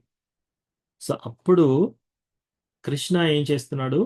ఇదంతా అయిపోయింది, ఇదంతా అయిపోయి వెళ్దాము అని ఆయన రథం ఎక్కుతాడనమాట. ఆయన వెళ్దాము అని వీడుకోలు చెప్తూ రథం ఎక్కి ఇంకా ఆయన హస్తినాపురం నుంచి ద్వారకకు వెళ్దామని రెడీ అవుతున్నాడు. యాక్చువల్గా రథం మీద కూర్చొని ఉంటాడు. అప్పుడు కుంతి మహారాణి వీళ్ళందరూ వెళ్తారు. వెళ్ళినప్పుడు ఈయన ద్రోణాచార్యుడు ఏం చేస్తాడు? ఈ యొక్క అస్త్రాన్ని, బ్రహ్మాస్త్రాన్ని పరీక్షిత్ మహారాజు ఉత్తర గర్భానికి పంపిస్తాడు. అప్పుడు ఆ ఉత్తర ఏడుస్తూ ఏడుస్తూ ఉంటే కుంతి మహారాణి వాళ్ళందరూ అక్కడే ఉంటారు. అప్పుడు కృష్ణ ఇమ్మీడియట్ గా ఆ గర్భం లోపలికి వెళ్ళి సేవ్ చేస్తాడు. సేవ్ చేసి ఇప్పుడు ఆయన వెళ్తున్నాడు అనమాట. సో ఇప్పుడు ఆయన వెళ్ళేటప్పుడు ఇప్పుడు కుంతి మహారాణి ఈ యొక్క ప్రేయర్స్ చెప్తుందన్నమాట. ఓకే, ఈ ప్రేయర్స్ లో ఆయన ఏమంటుంది? కొన్ని ప్రేయర్స్ చెప్దాం ఇప్పుడు, ఎందుకంటే మనకు ఎక్కువ టైం లేదు. సో కొన్ని ప్రేయర్స్ తీసుకుందాం. విశాన్ మహాగ్నే పురుషాద దర్శనాద్ అసత్సభాయా వనవాస కృచ్రతః మృదే మృదేనేక మహారథాశ్రుతో ద్రౌణ్యశ్రుతశ్చాస్మ హరేభిరక్షిత. విషాన్, విషం నుండి మమ్మల్ని కాపాడావు కృష్ణ, అంటే భీముడికి పెట్టిన విషం. మహాగ్ని అంటే ఇల్లు కాలపెట్టినప్పుడు మమ్మల్ని రక్షించావు. విషాన్ మహాగ్నే పురుషాద దర్శనాద్ అంటే మానవులను తినే రాక్షసుల నుండి మమ్మల్ని కాపాడావు, హిడింబి నుంచి భీముని కాపాడావు. విషాన్ మహాగ్నే పురుషాద దర్శనాద్ అసత్సభాయా, అసత్సభ అంటే ఆ సభలో ద్రౌపది వత్సాహరణ చేయడానికి ప్రయత్నించారు. అప్పుడు అందరిలో కాపాడింది ఎవరు? కృష్ణ భగవానుడే ఎంతో పెద్ద చీర ఇచ్చి కాపాడావు. విషాన్ మహాగ్నే పురుషాద దర్శనాత్ అసత్సభాయా వనవాస కృచ్రతః వనవాసం నుంచి మమ్మల్ని కాపాడావు, ఆ వనవాసంలో డేంజర్స్ నుంచి కాపాడావు. మృదే మృదేనేక మహారథాశ్రుతో ఎంతో మంది మహారథులు, అతిరథులు, మహారథులు ఉన్న ఈ యుద్ధంలో వాళ్ళందరి నుంచి మమ్మల్ని కాపాడావు ఓ కృష్ణ. ద్రౌణ్యశ్రుతశ్చాస్మ హరేభిరక్షిత లాస్ట్కు ద్రౌణ్యుని ఒక కొడుకు అశ్వత్థామ పంపించిన ఆ బ్రహ్మాస్త్రం నుంచి కూడా మమ్మల్ని రక్షించావు అని చెప్పి ఆ శ్లోకం పాడుతుంది అనమాట. ఇంకోటి ఏమంటుంది? జన్మైశ్వర్య శుత శ్రీభిర్హేదమానా మదః పుమాన్ నైవార్హత్య విధాతుం వై త్వామకించన గోచరం. జన్మ, ఐశ్వర్య, శృత, శ్రీ. ఓ కృష్ణ, నువ్వు జన్మ ద్వారా నిన్ను అందుకోలేం, ఐశ్వర్యం ద్వారా నిన్ను అందుకోలేం. శృత, శ్రీ. జన్మ అంటే ఎంతో పెద్ద కుటుంబంలో జన్మ, బ్రాహ్మణ కుటుంబంలో జన్మ, చాలా మంచి చదువుకున్న కుటుంబంలో జన్మ. ఈ జన్మ ఎంత అధికంగా ఉన్నా కూడా నిన్ను అందుకోలేమో కృష్ణ. జన్మ, ఐశ్వర్య, ఎంత ఐశ్వర్యం ఉన్నా సరే నువ్వు దక్కవు. శృత, ఎంత చదువులున్నా సరే, ఎంత విద్యా సంపన్నులున్నా సరే నువ్వు దక్కవు కృష్ణ. శ్రీభి, శ్రీభిర్ అంటే అందం, ఎన్ని అందచందాలు ఉన్నా సరే ఇవి కాదు లక్షణాలు. ఇన్ఫాక్ట్ ఏంటి, జన్మైశ్వర్య శృత శ్రీబిడ్ ఏదమాన మదపుమాన్, ఇవన్నీ ఉంటే మనుషులు ఏమంటే మదం పెరిగిపోతుంది, వాళ్ళకి ప్రౌడ్నెస్ పెరిగిపోతుంది ఇవన్నీ. కానీ నువ్వు ఎవరికి దక్కుతావు? త్వాం అకించన గోచరం. ఎవరికైతే ఈ ప్రాపంచిక లైఫ్లో ఇంకా నాకు చాలు, ఈ ప్రాపంచిక లైఫ్లో నేను ఎన్నో ట్రై చేశాను, ఈ ప్రాపంచిక లైఫ్లో ఇంకా నాకు ఏమీ దక్కదు, ఇక్కడ ఏమీ లేదు నాకు అని అటువంటి నిర్ణయానికి ఎవరు వస్తారో వాళ్ళకే నువ్వు అర్థమవుతావు కృష్ణ. అంటే దీంట్లో డీప్ మీనింగ్ ఏంటంటే, మనం చాలా ప్రయత్నాలు చేస్తున్నాం పుట్టినప్పటి నుంచి మన లైఫ్ బాగుపరచుకోవడానికి, రైట్? పుట్టినప్పటి నుంచి మనం ఏమనుకుంటున్నాము, మన యొక్క చదువు బాగా చదువుకున్నాం అనుకోండి మన లైఫ్ సెట్ అవుతుంది. ఓకే, చదువుకున్నారు, ఉద్యోగం ఉద్యోగం వచ్చింది, మంచి ఉద్యోగం ఉంది కదా, మంచి భార్య దొరికింది, పిల్లలు, సంతానం, పిల్లలు, వాళ్ళ వాళ్ళ పెళ్ళిళ్ళు, 2 ఇల్లులు, 3-4 ప్లాట్లు, 5-6 గృహాలు అన్ని కట్టుకున్నారు. ఇవన్నీ వీళ్ళు ఏం చేస్తున్నారు, మనము ఈ యొక్క ప్రాపంచిక లైఫ్లో మనం బాగుపడదాము అని ట్రై చేస్తున్నారు అనమాట. అంటే ఇంకా ప్రాపంచిక లైఫ్లో వాళ్ళకి ఇంకా ఏదో కోరిక ఉంది, ఈ ప్రాపంచిక లైఫ్లో మనం ఏదో ఒకటి సెటిల్ అయిపోదాం. ఇట్లా అనుకునే వాళ్ళలో నీవు దక్కవు కృష్ణ, ఇట్లా అనుకునే వాళ్ళలో నువ్వు దక్కవు. త్వాం అకించన గోచరం అంటే ఈ యొక్క ప్రాపంచిక లైఫ్లో ఇంకా ఏమీ లేదు. పునశ్చర్విత చర్వనానా. ప్రహ్లాద్ మహారాజ్ ఏం చెప్తున్నాడు ఆయన ప్రేయర్స్లో, తండ్రికి చెప్తున్నాడు అనమాట, నువ్వు ఇవన్నీ అనుకుంటున్నావు కానీ ఇవన్నీ ఆల్రెడీ నమిలి నమిలి ఉమ్మేసింది, మళ్ళీ నువ్వు నవ్వులుతున్నావు. కానీ అది ఆల్రెడీ నమిలి ఉమ్మేశారు కదా, మళ్ళీ నువ్వు తీసి నవ్వులుతున్నావు. అంటే ఏంటి, ఏదో హ్యాపీనెస్ దొరుకుతుంది ఇంక ఇక్కడ, ఈ ప్రాపంచిక లైఫ్లో నాకు ఏదో హ్యాపీనెస్ దొరుకుతుంది అని అనుకోవడమే. అట్లా ఎవరైతే అనుకోకుండా ఉంటారో వాళ్ళకే కృష్ణ అర్థమవుతాడు. అంటే జన్మ ఐశ్వర్య శృత శ్రీభేర్, వీటన్నిటిలో నువ్వు దక్కవు కృష్ణ, ఓన్లీ త్వామకించిన గోచరం. నువ్వెవరైతే నా దగ్గర ఉన్నది ఏదైనా సరే కృష్ణ నుంచే వచ్చింది, నా దగ్గర ఉన్న ధనము కృష్ణ నుంచే వచ్చింది, నా దగ్గర ఉన్న అందము కృష్ణ నుంచే వచ్చింది, నా దగ్గర వాక్చాతుర్యము, నేను పాడగలుగుతాను, నేను వంట చేయగలుగుతాను, నేను జాబ్ చేయగలుగుతాను, నేను ఇది చేయగలుగుతాను, ఇన్వెస్ట్మెంట్ చేయగలుగుతాను, ఇవన్నీ కూడా ఎక్కడి నుంచి వచ్చాయి, కృష్ణ నుంచి వచ్చాయి. అవన్నీ కృష్ణకే ఇస్తాను నేను, అవన్నీ కృష్ణ దాంట్లోనే ఉపయోగిస్తాను అని ఎప్పుడైతే ఎవరైతే అనుకుంటారో వాళ్ళకే ఈ యొక్క కృష్ణ అనేది అర్థమవుతుందట. ఇంకో శ్లోకం, శృణ్వంతి గాయంతి గృణంత్యభీక్ష్ణసః స్మరంతి నందంతి తవేహితం జనా తయేవ పశ్యంత్యచిరేణ తావకం భవ ప్రవాహో పరమం పదాంబుజం. సో ఇది చాలా పెద్ద సీక్రెట్ చెప్పింది ఇప్పుడు ఎవరు, కుంతి మహారాణి ఈ ప్రేయర్స్ ద్వారా చెప్తుందన్నమాట. కృష్ణ భగవాన్ని ఎవరు ఎంతమంది చూడాలనుకుంటున్నారు ఇక్కడ ఈ కాల్లో? అందరూ మీట్లో ఉన్నారు, సరే, అందరూ చూడాలని అనుకుంటున్నారు, రైట్? సో దానికి ఏమి లక్షణాలు ఇక్కడ చెప్తున్నారు అనమాట. ఏంటట అవి? కృష్ణాని మనం చూడాలంటే ఏం చేయాలి? కుంతి మహారాణి ప్రేయర్లో చెప్పింది, శృణ్వంతి గాయంతి గృణంతి అభీక్ష్ణసః. శృణ్వంతి, ఫస్ట్ ఏం చేయాలంటే మనం కృష్ణ భగవాని కథ వినాలి. తర్వాత గాయంతి, గాయంతి అంటే కృష్ణ భగవాని యొక్క కథ చెప్పాలి ఎవరికన్నా, కృష్ణ భగవాని యొక్క కథ పాడాలి. సో ఇప్పుడు మీరందరూ ఏం చేస్తున్నారు? శృణ్వంతి, వింటున్నారు కథ, కృష్ణ కథ వింటున్నారు. గాయంతి, నేనేం చేస్తున్నాను? గాయంతి. గృణంతి, గృణంతి అంటే ఏంటి? ఎవరైనా సరే, ఇది ఉంది కదా గోపి గీతలో, తవ కథామృతం తప్త జీవనం కవిభిరీడితం కల్మషాపహం శ్రవణమంగళం శ్రీమదాతతం భువి గృణంతి యే భూరిదా జనా. భువి గృణంతి యే, ఓ కృష్ణ, నీ యొక్క లీలల గురించి అందరికీ చెప్తుంటారు కదా వాళ్ళు, అభీక్ష్ణ సహా. సో ఈ శ్లోకంలో అభీక్ష్ణ సహా అంటే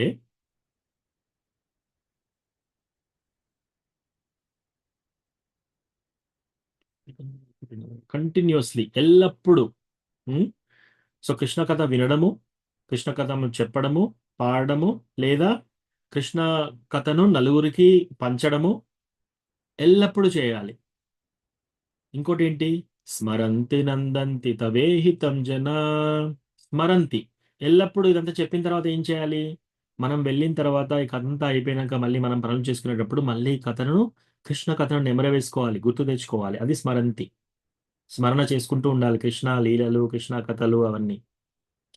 లేదా ఇవన్నీ చేయాలి, లేదా నందంతి తవేహితం జన, ఎవరైనా ఇలా చేస్తుంటే వాళ్ళని చూసి సంతోషపడాలి.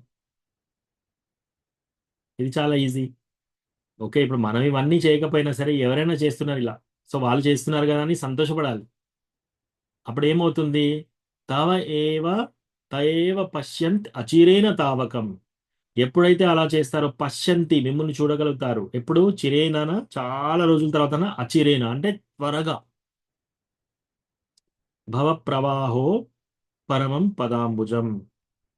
వాళ్ళకి మళ్ళీ ఈ యొక్క ఆ ఇంకా జన్మ అంటూ ఉండకుండా ఏం చేస్తారు? వాళ్ళు కృష్ణ భగవాన్ యొక్క భగవంతుని ధామానికి చేరుతారు. సో అది ఆ, ఈ యొక్క శ్లోకంలో చెప్తుంది అనమాట.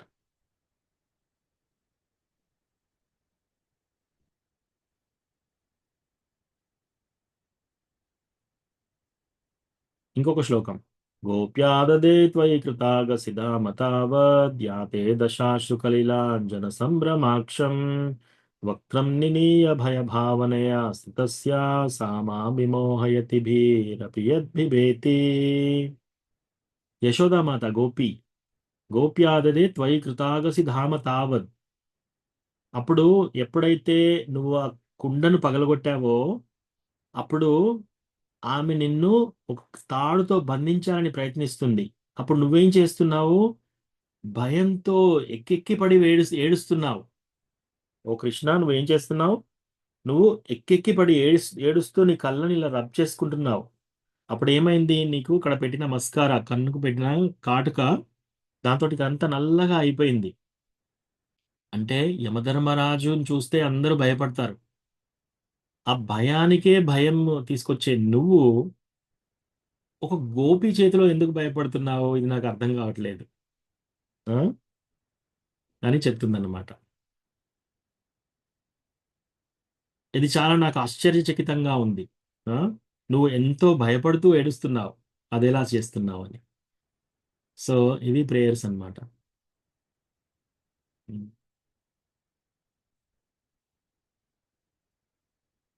ఇంకా ఇది చాలా ఇంపార్టెంట్ ఈ ప్రేయర్. విపదశ్యంతు తాశశ్వ తత్ర తత్ర జగద్గురో భవతో దర్శనం యత్స్యాత్ అపునర్భవ దర్శనం. ఇక్కడ ఏమంటున్నారు? విపదశ్యంతు తాశశ్వతో, కృష్ణ నాకు విపత్తులు ఇవ్వు. ఇప్పటి వరకు కష్టానికి విపత్తుకు డిఫరెన్స్ ఏంటి? కష్టం అంటే సపోజ్ మనకు కాలుకు దెబ్బ తగలడము, తలనొప్పి రావడము, లేకపోతే కాలుకు ముళ్ళు కొచ్చుకోవడము, లేకపోతే ఏదైనా పెద్ద ప్రాబ్లం, హెల్త్ ప్రాబ్లం, ఇవన్నీ కష్టాలు. విపత్తు అంటే ఏంటి?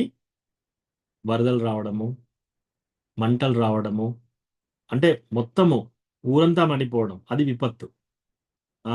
భూకంపం రావడం, అది విపత్తు. ఇప్పుడు ఈమె ఏం కోరుకుంటుంది? విపదశంతు తా శశ్వత్. ఓ కృష్ణ, నాకు ఎల్లప్పుడూ ఈ విపత్తులు ఇవ్వు. ఎందుకు? ఆ విపత్తులు వచ్చినప్పుడల్లా నువ్వు మా దగ్గర ఉన్నావు. ఇప్పుడు విపత్తులు అన్నీ తొలగిపోయాయని నువ్వు వెళ్తున్నావు కదా. సో నువ్వు ఎప్పుడైతే మా దగ్గర ఉన్నావో ఈ విపత్తులలో, మేము నిన్నే తలుచుకుంటున్నాము. నిన్ను తలుచుకుంటున్నామంటే ఇంకొక జన్మ తీసుకోవాల్సిన అవసరం లేదు. అందుకని నాకు విపత్తు లేవు. సో మన జన్మలో మనకు ఎప్పుడైనా కష్టాలు వచ్చినప్పుడు, కష్టాలు డెఫినెట్లీ సాధారణం. కష్టాలు వచ్చినప్పుడు మనం వాటిని ఎలా తీసుకోవాలి? ఆ విపత్తులు వచ్చినప్పుడు మనం ఎలా ప్రేయర్ చేస్తున్నాము? కుంతి మహారాణి ఎలా ప్రేయర్ చేస్తుంది? సో విపదశంతు తాశశ్వత్ తత్ర తత్ర జగద్గురు, నాకు ఇంకా విపత్తులు ఇవ్వు. అట్లీస్ట్ మనం కుంతి మహారాణి లాగా నాకు విపత్తులు ఇవ్వు అని కోరుకోకుండా గురు మహారాజ్ ఒక చాలా మంచి విషయం చెప్పారనమాట. ఇది నా లైఫ్లో చాలా ఉపయోగపడింది. మనం విపత్తులు రావాలని దేవుణ్ణి అడగవలసిన అవసరం లేదు. కానీ విపత్తులు మన జీవితంలో వస్తాయని మనం ఎదురు చూడాలి. నా జీవితంలో కూడా విపత్తులు వస్తాయి అని ఎదురు చూడాలి. సో నువ్వు ఎలాగో ఎదురు చూసినప్పుడు ఏదన్నా నిజంగా విపత్తు వచ్చిందనుకో, నువ్వు ఎలాగ ఎదురు చూస్తున్నావు కాబట్టి విపత్తు వచ్చింది, దాంట్లో సర్ప్రైజ్ ఏమీ లేదు. ఓకే, నువ్వు విపత్తులో ఎదురు చూస్తున్నావు కానీ విపత్తు రాలేదు నీ జీవితంలో ఇంకా. అప్పుడు నువ్వు కృతజ్ఞత ఉంటుంది దేవుడికి. అట్లా సంతోషంగా ఉండొచ్చు, ఇలా సంతోషంగా ఉండొచ్చు. కన్ఫ్యూజన్ అనేది ఉండదన్నమాట.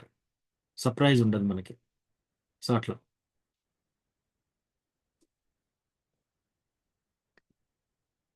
అదొకటి.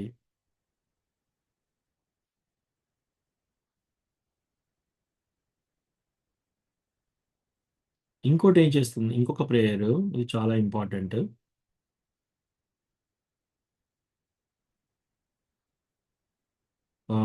త్వయిమేనన్య విషయ మతిర్మధుపతే సకృత్ రతిం ఉదుహత దత్త గంగే వోగం ఉదన్వతి. దానికంటే ముందు అత విశ్వేశ విశ్వాత్మన్ విశ్వమూర్తే స్వకేషు మే స్నేహపాశం ఇమం చింధి దృఢం పాండుషు వృష్ణుషు. ఓ కృష్ణ, నాకు ఈ ఫ్యామిలీ టైస్ చాలా దృఢంగా ఉన్నాయి ఈ పాండవుల ద్వారా, వృష్ణుల ద్వారా. స్నేహపాశం ఇమం చింది.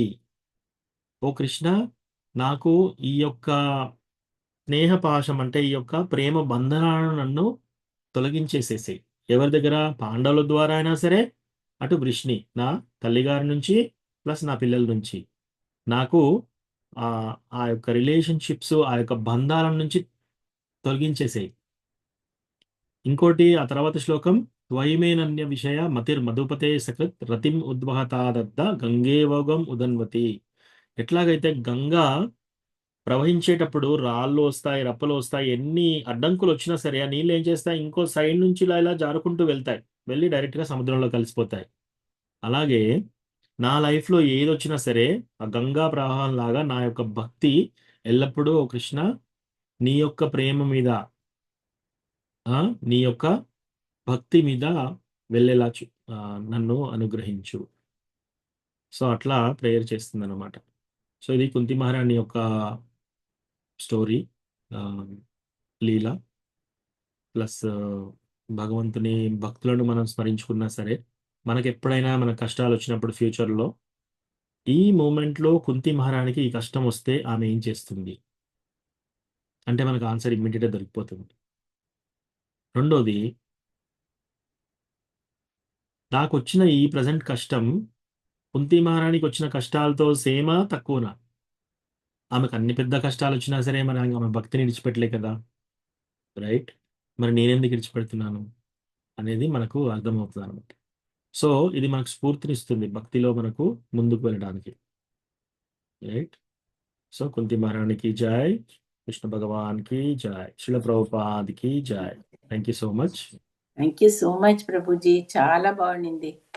Thank you so much. Krishna Prabhuji, కథ వీణుల విందుగా ప్రభుజీ, కథ పక్క నుండి ఒక్క నిమిషం అన్నా చెవి ఇటు పక్కకు పెట్టాలనిపించానంత వీణుల విందుగుంది ప్రభుజీ. ధన్యవాదాలు ప్రభు, శతకోటి వందనాలు ప్రభుజీ. మీకు ఇంత ఇదిగా వింటామని అనుకోలేదు ప్రభుజీ. కృష్ణ భగవానుడి హరే కథ కృష్ణ. అయినా సరే, కృష్ణ భగవానుడి భక్తులదైనా కూడా వాళ్ళ యొక్క లీల, వాళ్ళ యొక్క కథ, ప్లస్ శ్రీమద్ భాగవతం, ఇదంతా శ్రీమద్ భాగవతంలో ఉంది, మహాభారత్లో ఉంది.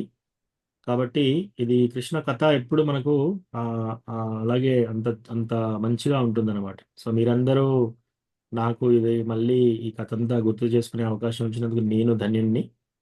ప్లస్ ఈ కథలో ఏది నచ్చినా కూడా అంతా గురుజన వాళ్ళకు చెందుతాయి, ఎందుకంటే వాళ్ళ దగ్గర విన్నే నేను మీకు చెప్పాను. సో మనము ఈ స్ఫూర్తి తీసుకొని అమృతం లాగా మాకు వినసొంపుగా ఉండేటప్పుడు చెప్పటం కూడా ఇది కావాలి కదా ప్రభుజీ. ఎస్ మాతాజీ, అది చెప్పే విధానం కూడా భక్తులను ఆకర్షించి ఇంత కథను వినేంత ఓపిక రావడము అంటే కూడా ఆ కథ చెప్పే విధానము, అటువంటి ఆ మధురమైన వాక్కులు, అది కూడా మా జన్మ కూడా ధన్యం చేశారు ప్రభుజీ. మేమందరం భక్తులు అందరి జన్మ కూడా ధన్యం చేశారు. కుంతి మహారాణి కథను ఇంత వీణుల విందుగా వినిపించి మీకు శతకోటి వందనాలు ప్రభుజీ. హరే కృష్ణ. Thank you. లేదు మాతాజీ, మీకు వందనాలు. కృష్ణ భగవానుడు ఆ కథ ఎలాగుంటుంది, ప్లస్ ఇవన్నీ ఆచార్యులు మనకు ఇవన్నీ చెప్పిన విషయాలు. సో నేను వేరే క్లాసెస్ విన్నాయి, చదివినాయి, ఆచార్యుల నుంచి, గురు మహారాజ్ నుంచి, మన గురువర్గా నుంచి వచ్చిన టాపిక్స్ ఇవన్నీ. సో ఏమన్నా నా ప్రయత్నం ఉంటే అదేంటంటే గురువు వల్ల పాదాలను తూడడం అనమాట, వాళ్ళని షైనింగ్ చేయడం. ఎవరైనా బూట్కు పాలిష్ చేస్తారు కదా, అలా అనమాట. నేనేమైనా చేశారంటే ఆ సేవ, అంతకు మించి వేరేదేం లేదు మాతాజీ. అది మీ గొప్ప మనసు ప్రభుజీ. అది మీ గొప్ప మనసు, మీ హృదయం అంతా అమృతం లాంటి. ఉమ్.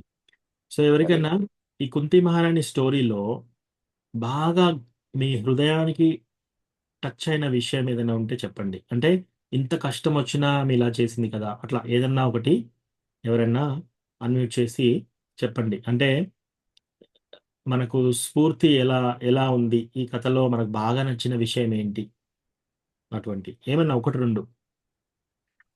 నాకు చాలా నచ్చిన దాంట్లో ఏమిటంటే ఆ మాదిరిని సహగమనం చేయడానికి ఇచ్చి ఆ పిల్లల్ని ధైర్యంగా ఆవిడ పెంచగలుగుతాను అనే దీంట్లో, అలాంటి కష్ట స్థితిలో కూడా అంత మంచి నిర్ణయం తీసుకోగలిగింది ఆవిడ ధైర్యానికి నేను చాలా ఇది చేస్తున్నాను ప్రభుజీ.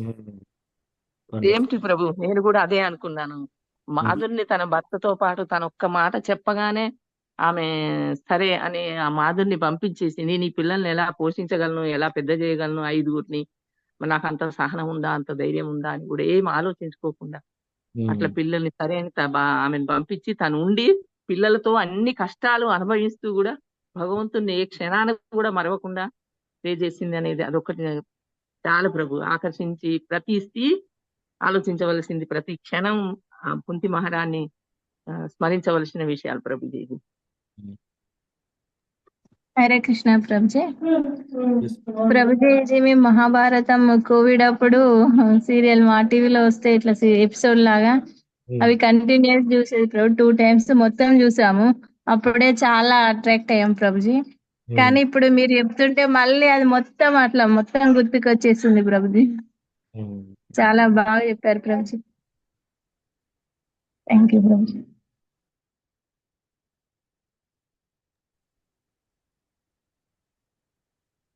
ఇంకా వేరే వాళ్ళకి ఏదన్నా పర్టికులర్ పాయింట్ ఏదైనా బాగా హృదయానికి, మనకు కష్టాలు వచ్చినప్పుడు మనం ఎలా డీల్ చేయాలి అనేది కుంతి మహారాణి స్ఫూర్తి ఏ విషయంలో ఎట్లా వచ్చింది, ఏమైనా షేర్ చేసుకుంటే చేయండి. అంటే ప్రభుజీ ప్రతి సందర్భం కూడా అన్ని తనకు టాస్క్ లాగా అవన్నీ వస్తే అవన్నీ ఎదుర్కొని ముందుకు వెళ్ళింది. భగవంతుని మీద పూర్తి నమ్మకం విశ్వాసం పెట్టి ముందుకు వెళ్ళగలిగింది కదా ప్రభుజీ. ఎస్ ఎస్ తను అందరూ వాళ్ళ పాండవులని మొత్తం అరణ్యానికి 14 వనవాసం వెళ్ళమన్నప్పుడు తనని వెళ్ళనివ్వకుండా అడ్డుపడతారు. అది చాలా కష్టపడుతుంది తను, చాలా బాధపడుతుంది అది ఆ సందర్భం కూడా. సో మీరు ఇది చెప్తుంటే నాకు ఇంకొకటి గుర్తొచ్చింది. సో ఇదంతా అయిపోయింది, అంతా అయిపోయిన తర్వాత యుధిష్ఠిర్ మహారాజు ఏం చేస్తున్నాడంటే, అందరు చనిపోయిన యుద్ధంలో చనిపోయిన అందరికి పేరు పేరున తర్పణ చేస్తున్నాడు అనమాట. నీళ్ళు తీసి వాళ్ళ పేరు చెప్పి ఆ అవన్నీ చేసేటప్పుడు కుంతి మహారాణి వచ్చేసి, ఓ యుధిష్ఠిరా, నువ్వు కర్ణుడికి కూడా చెయ్యి అని అంటాడు అనమాట. ఆయన కూడా చనిపోయాడు కానీ నువ్వు కర్ణుడికి కూడా చేయంటే, ఆ సూతపుత్రుడికి నేనెందుకు చేయాలి అంటాడు. అప్పుడు కుంతి మహారాణి చెప్తుంది అనమాట, ఆయన సూతపుత్రుడు కాదు, మీకు అందరికీ పెద్ద అన్న అని చెప్పేసి. అప్పుడు అంతవరకు ఎవ్వరిని కూడా కనీసం కొంచెము చీదరింపు కూడా చేయడు అనమాట. ఎవరు? యుధిష్ఠిరుడు. అంటే ఆయన యొక్క స్వభావము యుద్ధం నడి మధ్యలో ఉన్న యుద్ధంలో కూడా ఆయన చిరునవ్వుతో ఉంటాడు, అంత స్టేబుల్గా ఉంటాడు యుధిష్ఠిరుడు. అంటే యుద్ధం మధ్యలో కూడా స్థిరంగా ఉండే వ్యక్తి. అప్పుడు ఆయన కోపంగా ఆమెను శపిస్తాడన్నమాట. తల్లిని శపిస్తాడు. ఏమని శపిస్తాడు? ఇప్పటి నుంచి ఇంకా ఏ స్త్రీ నోట్లో కూడా సీక్రెట్స్ ఆగదు, వాళ్ళ సీక్రెట్స్ నిలుపుకోలేరు అని శాపం పెడతాడనమాట. ఆ శాపాన్ని కూడా ఏమే సహించిపోతుంది. అంటే చూడండి, ఈ యుధిష్ఠిరుడు క్యారెక్టర్ చూడండి. ఇప్పుడు మామూలుగా బాగా ఎప్పుడు మాట్లాడే వాళ్ళు మాట్లాడి కోపంగా, ఎప్పుడు కోపం వచ్చేవాళ్ళు, ఎప్పుడు ఆవేశంగా ఉండేవాళ్ళు, అలా చెప్పడం వేరు. కానీ యుధిష్ఠిరుడు అటువంటి మనస్తత్వం ఉన్న కొడుకు, స్పెషల్లీ మళ్ళీ కొడుకు నుంచి ఒక శాపం రావడము, అది కూడా ఆమె టాలరేట్ చేసిందనమాట. ఇది అన్నిటికంటే చాలా హైయెస్ట్ పాయింట్. సో అది కూడా సహిస్తుంది ఆమె. ఆ, అంటే ఆయన వేరే ఎప్పుడైనా సరే ఇప్పుడు ఈ రాజ్యంలో ఏ ప్రాబ్లమ్స్ వచ్చినా కూడా ఎవరైనా తీసుకొని వచ్చినా సరే, యుద్ధంనైనా సరే, ఎటువంటి క్లిష్ట పరిస్థితుల్లో అయినా సరే, ధర్మాన్ని తప్పకుండా ఎంతో వినమ్రతగా చాలా సాఫ్ట్గా ఉండే నేచర్ ఉండే పర్సన్ ఆమెకు శాపం పెడుతున్నాడు ఇప్పుడు తల్లికి. ఆ శాపాన్ని కూడా మళ్ళీ ఆ శాపం ఎవరి నుంచి వస్తుంది?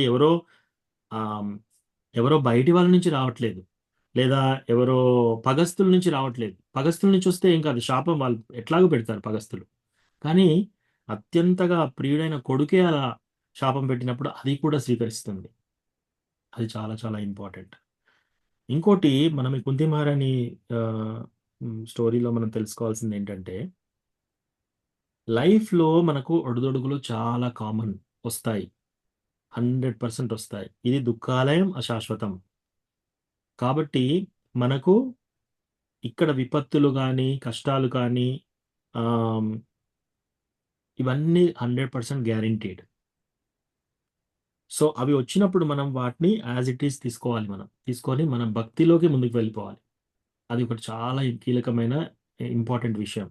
మన లైఫ్లో రేపు ఎటువంటి మన డైరెక్షన్ ఏమొస్తుందో, మన జీవితాలలో ఏమవుతాయి, మన దగ్గర వాళ్ళ జీవితాలలో ఏమవుతాయి, ఇవన్నీ అవుతాయి. అయినా కాకపోయినా సరే మన యొక్క భక్తిలో స్ఫూర్తి ఎప్పుడు తప్పకుండా కృష్ణ భగవానుని మీద ప్రేమ మనం పెంచుకొని మనం భక్తిలో ముందుకు వెళ్ళాలి. అది అన్నిటికంటే ఇంపార్టెంట్ పాయింట్. అది ఎప్పుడైతే మనం అలవాటు చేసుకుంటామో మన భక్తిలో మనం ప్రోగ్రెస్ అవుతున్నట్టు. సారీ ప్రభుజీ, కుంతి మహారాణికి ఈయన ధర్మనందుడు అట్లా ఇది ఆ శాపం ఇచ్చేటప్పుడు ఆవిడ భరించింది ఒప్పుకుంటాను. కానీ ఆయన ఇచ్చిన శాపము తల్లిని మట్టుకు కాదు, ఈ ప్రపంచంలో ఉండే ఏ స్త్రీ వెంటాను రహస్యం ఆగదు అనేసి శపిస్తాడు. అంటే ఈ ఒక శాపము ఆవిడతో పోదు, ప్రతి స్త్రీ జన్మించిన ఈ భూలోకంలో జన్మించిన ప్రతి స్త్రీకి సంబంధించింది కదా అది. మరి ఆవిడ ఎందుకు దాన్ని కొంచెం ఎలా సహించగలిగింది అనేసి. సో టాలరెన్స్ మాతాజీ, తితిక్షవ కారుణిక. ఆవిడకి టాలరెన్స్, బట్ వేరే స్త్రీలు అనుకోవచ్చు కదా ఆమె చేసిన తప్పుకు మాకందరికీ వచ్చిన శాపం అని. సో ఫస్ట్ ఆఫ్ ఆల్ ఇక్కడ ఆమె తప్పు చేయలేదు. రెండోది, భగవంతుడైనా భగవంతుని భక్తులలో నుంచి అయినా కూడా ఏమన్నా వస్తే అది దైవ నిర్ణయం, అది కృష్ణ భగవాని యొక్క నిర్ణయం అన్నమాట. అది పరమాత్ముడి నిర్ణయం అని తీసుకోవాలి. ఎస్ మాతాజీ.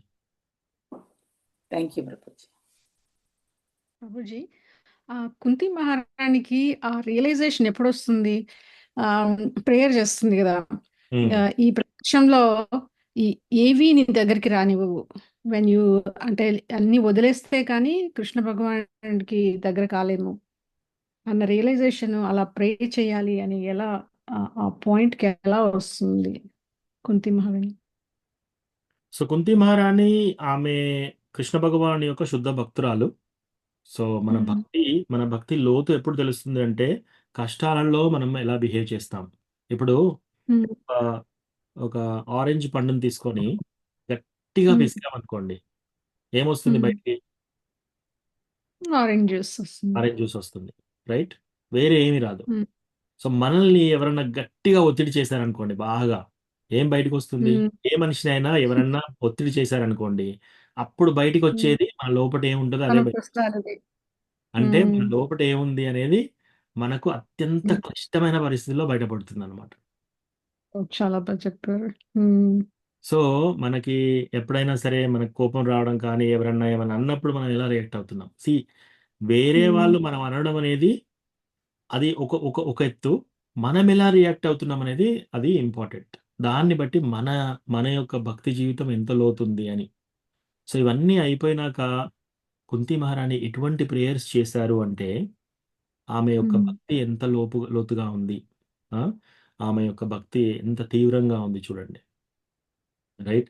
సో, ఇన్ని సంవత్సరాలు ఇవన్నీ చేసినా సరే, భర్త చనిపోయినా సరే, పిల్లలందరూ అట్లా అన్ని కష్టాలు పడి ఇవన్నీ చేసినాక, నా పిల్లల నుంచి గూడా నన్ను ఆహ్, దృఢం దూరం పార్థిషు వృష్ణుషు, అటు తల్లి గారి సైడ్ నుంచి, ఇటు పాండవుల సైడ్ నుంచి నన్ను ఆ యొక్క బంధనాల నుంచి విముక్తి చేయి కృష్ణ. ఆ! సో, అట్లా ఆమె చేస్తుంది అంటే దాని అర్థం ఏంటంటే, ఆమె యొక్క డివోషన్, ఆమె యొక్క భక్తి అంత లోతుగా ఉంది అని అర్థం. యాహ్! అది ఒక్క రోజులో అట్లా బయటికొచ్చింది కాదు. ఒక రియలైజేషన్‌కొచ్చి ప్రేయర్స్ చేసింది అని కాదు. కుంతి మహారాణి యొక్క భక్తి అంత, అంత స్థిరంగా ఉంది. అయితే Krishna, Krishna first of all ఒక పని చేయాలి అంటే కృష్ణ అసలు అవతరించినప్పుడు ఆయన ఎన్నో రీజన్స్ ఉంటాయి ఆయన రావడం కోసం. వన్ ఆఫ్ ద రీజన్ ఏంటంటే ఆయన యొక్క భక్తుల కొందరికి కష్టాలు ఎందుకొస్తాయి అంటే ఆచార్యులు చెప్పడం ఏంటంటే, మన కొందరి జీవితాల్లో కష్టాలు ఎందుకొస్తాయంటే వాళ్ళు తప్పులు చేస్తున్నారు కాబట్టి కరెక్షన్ కోసం కష్టాలొస్తాయి. కొందరి జీవితంలో కష్టాలు ఎందుకొస్తున్నాయంటే వాళ్ళని భక్తికి ఇంకా కొంచెం దగ్గరికి తీయడానికి కష్టాలొస్తాయి. కొందరికి కష్టాలు ఎందుకొస్తాయంటే వాళ్ళు అపరాధాలు చేశారు కాబట్టి ఆ అపరాధాల నుంచి విముక్తి కోసం కష్టాలొస్తాయి. ఇటువంటి శుద్ధ భక్తులకు కష్టాలు ఎందుకొస్తాయి?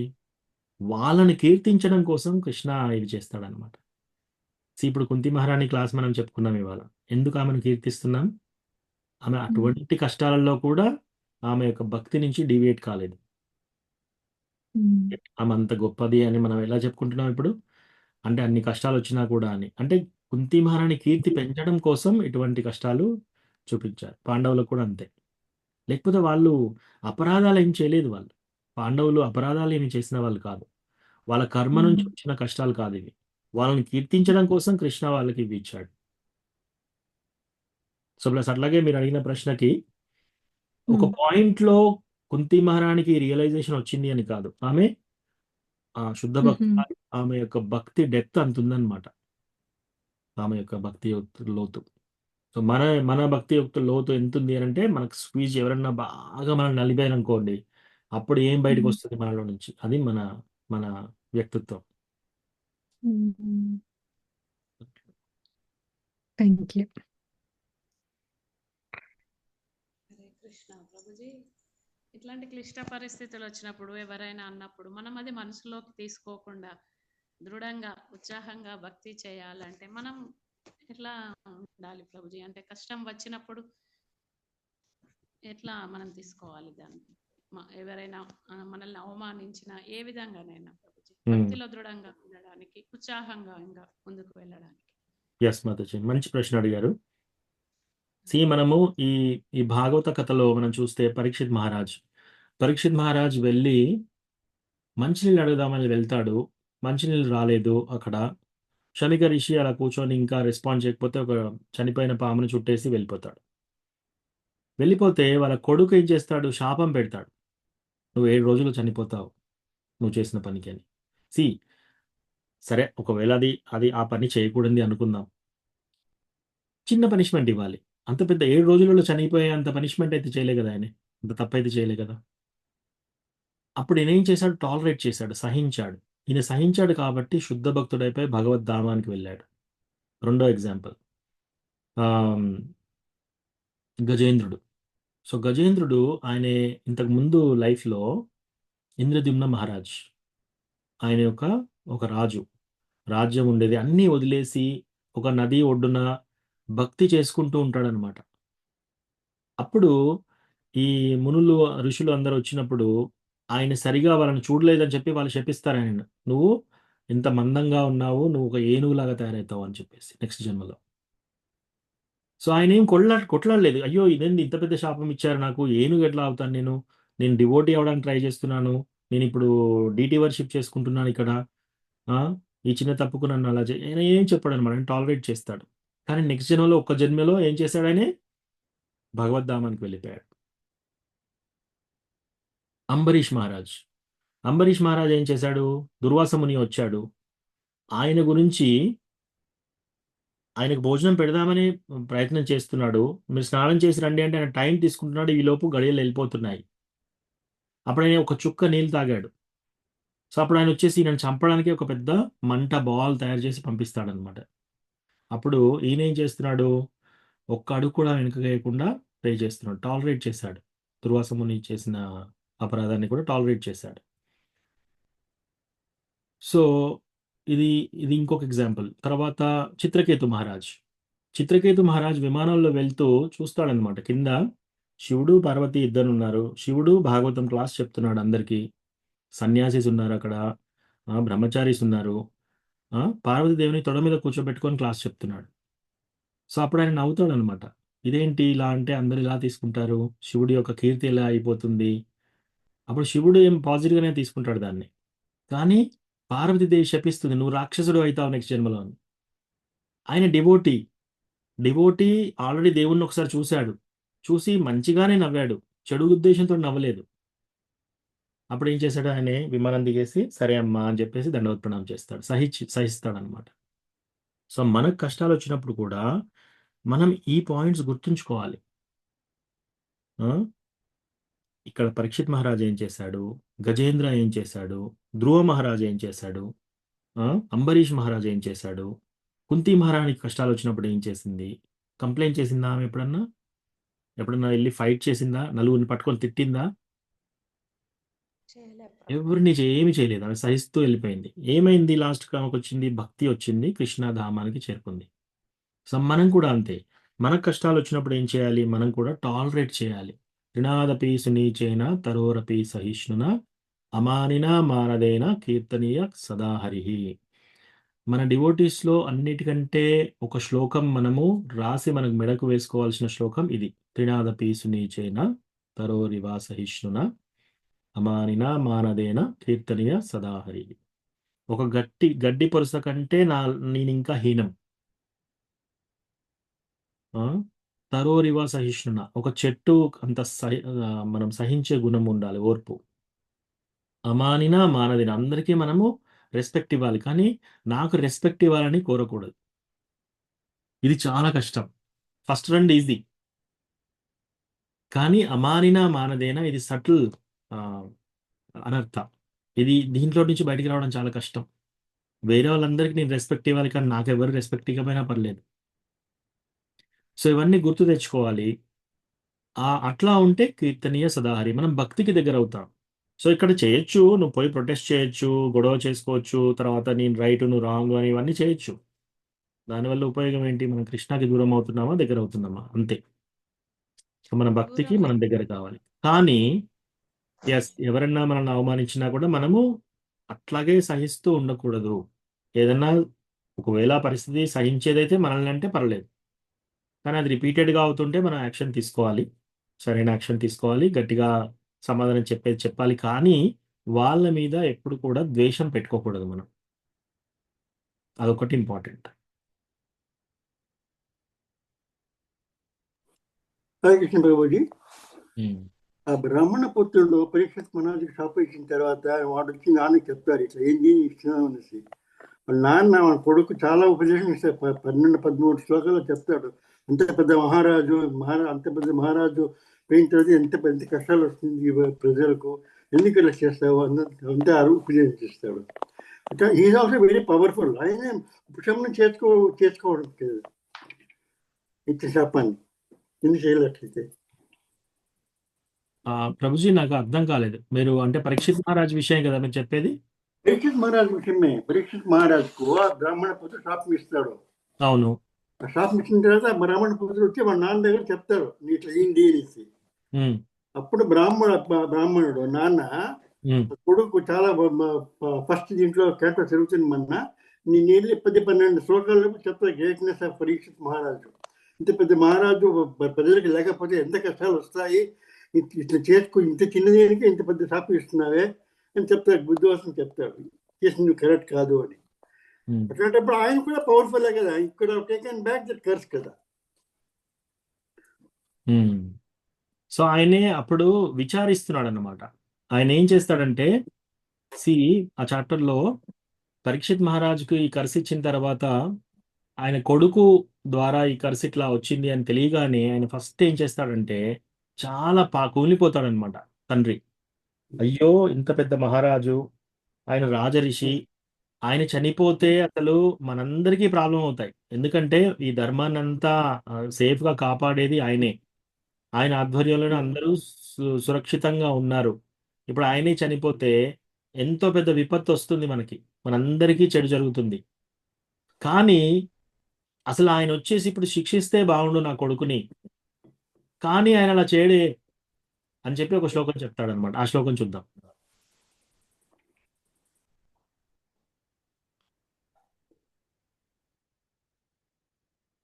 తితిక్షవ కారుణిక.